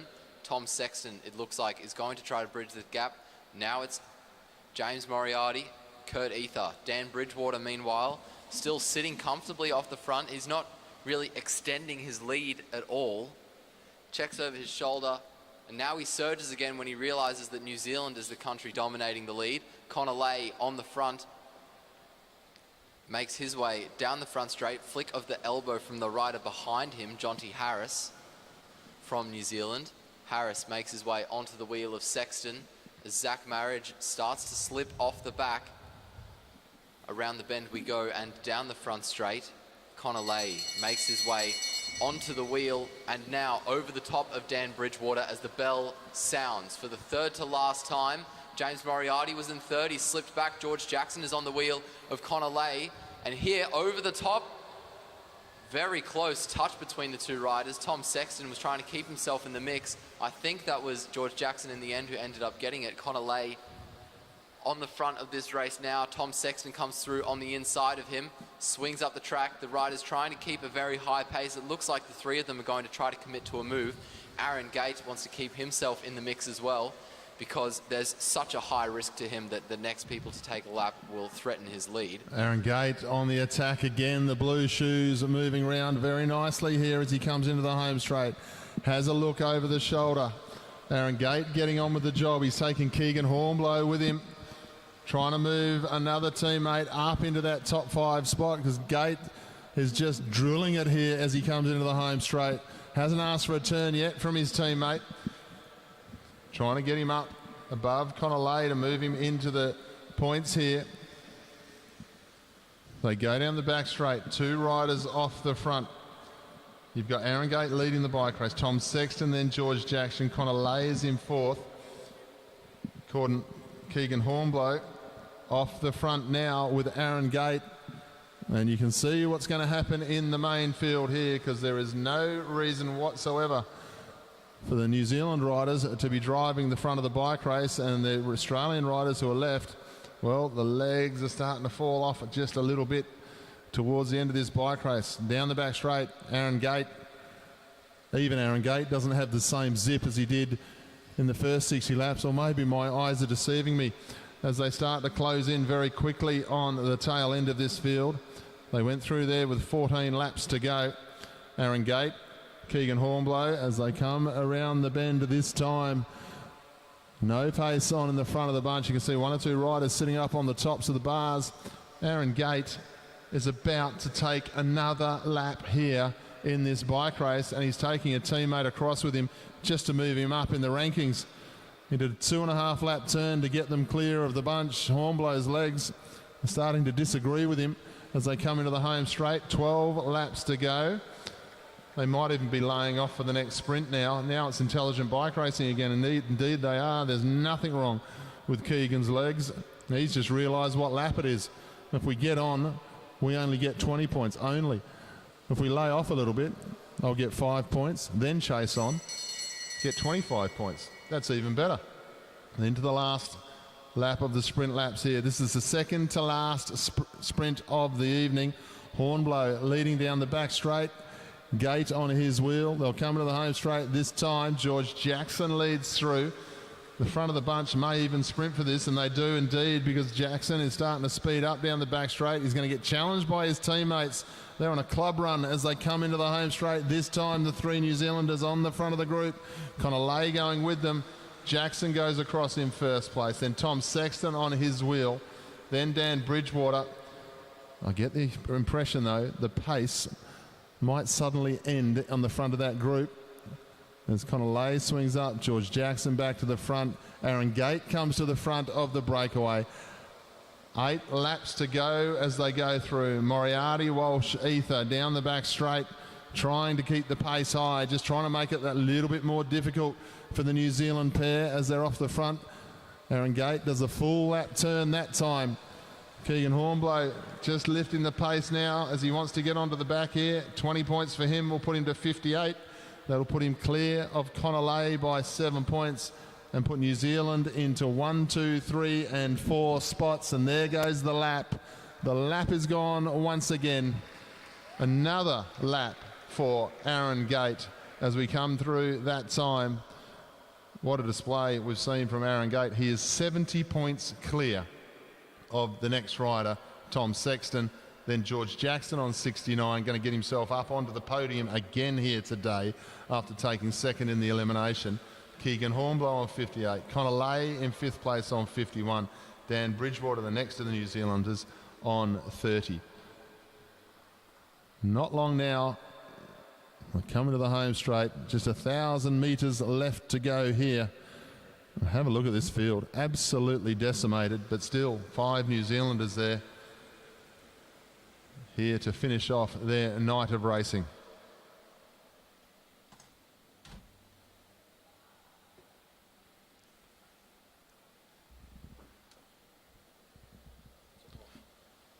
Three laps to go for the peloton now. James Moriarty on the front, opening up a little bit of a gap between himself and the riders behind. It's Liam Walsh, though, who is starting to make a move.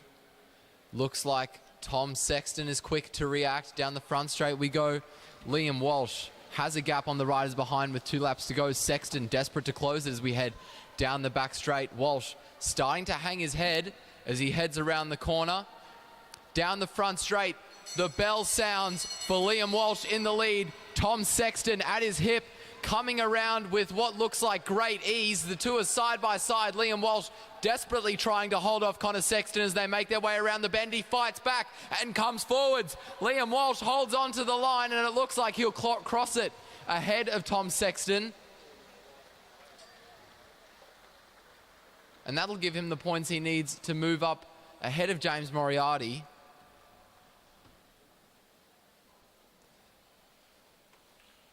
But it's without a doubt Aaron Gate with an absolutely superb effort.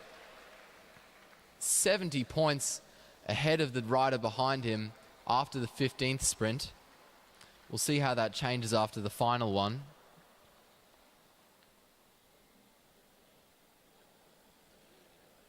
Is that yours as well? Yeah, because that's yours. Oh, thank you.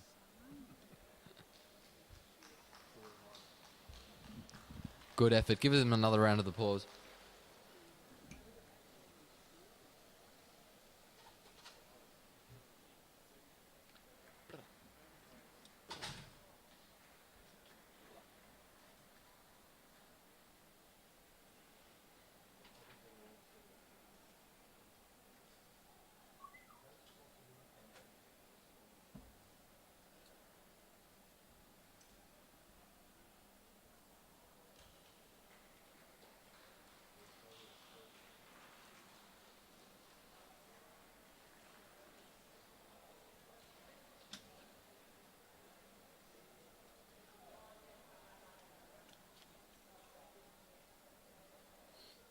If we can get this done in 5 minutes, we'll be done on time.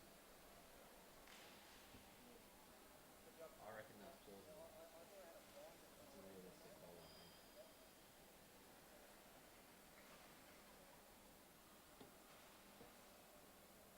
What is alkaline water? What do they do to it that makes it alkaline?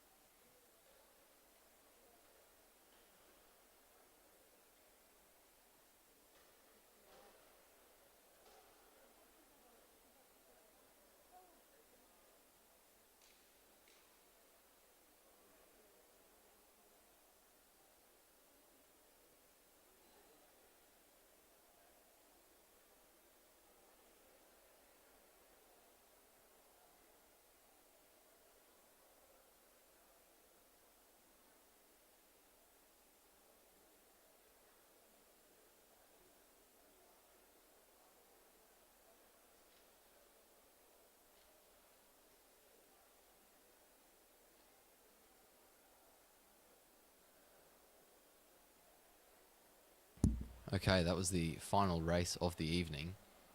We're now going to go to presentations. Just have 2 presentations and then we'll be done with the session. And we'll see you all tomorrow for another day of exciting racing.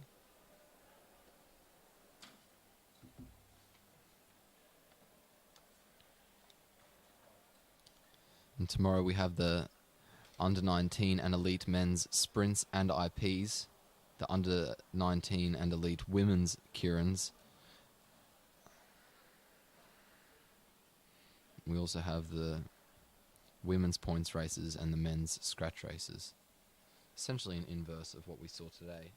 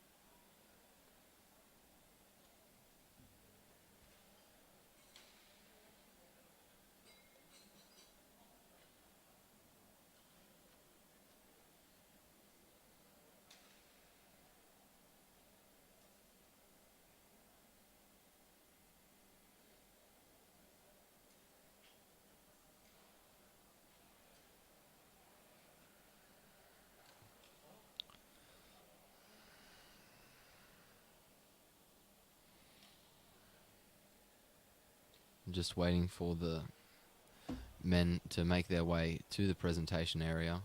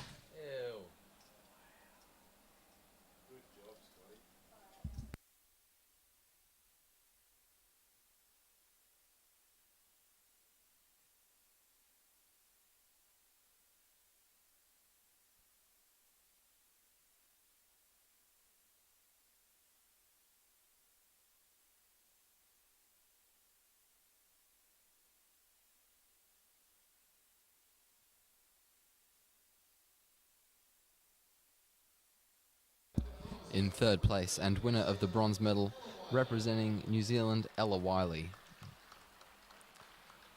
In second place, winner of the silver medal, representing Australia, Chloe Moran.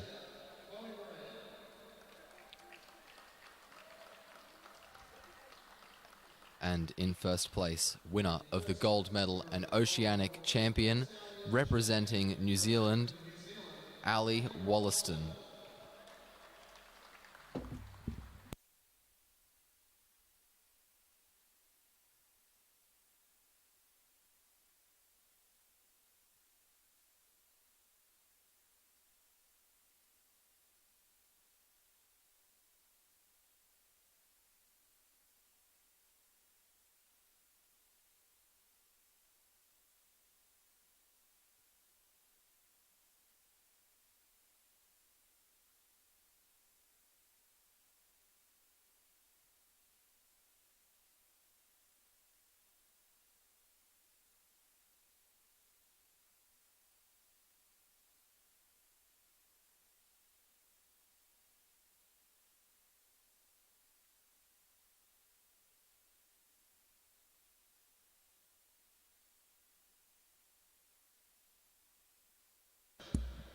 We now move on to the presentation for the elite men's points race.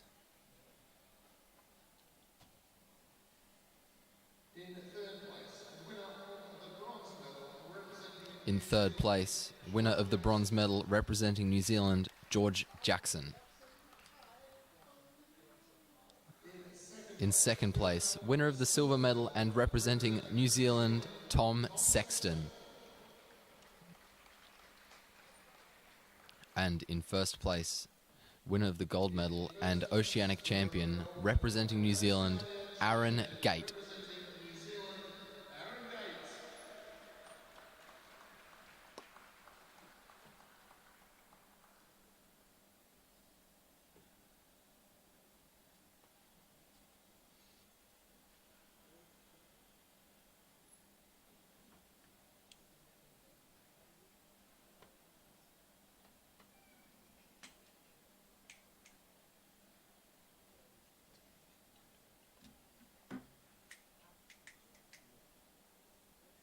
Ladies and gentlemen, please show your appreciation for our champion and medalist.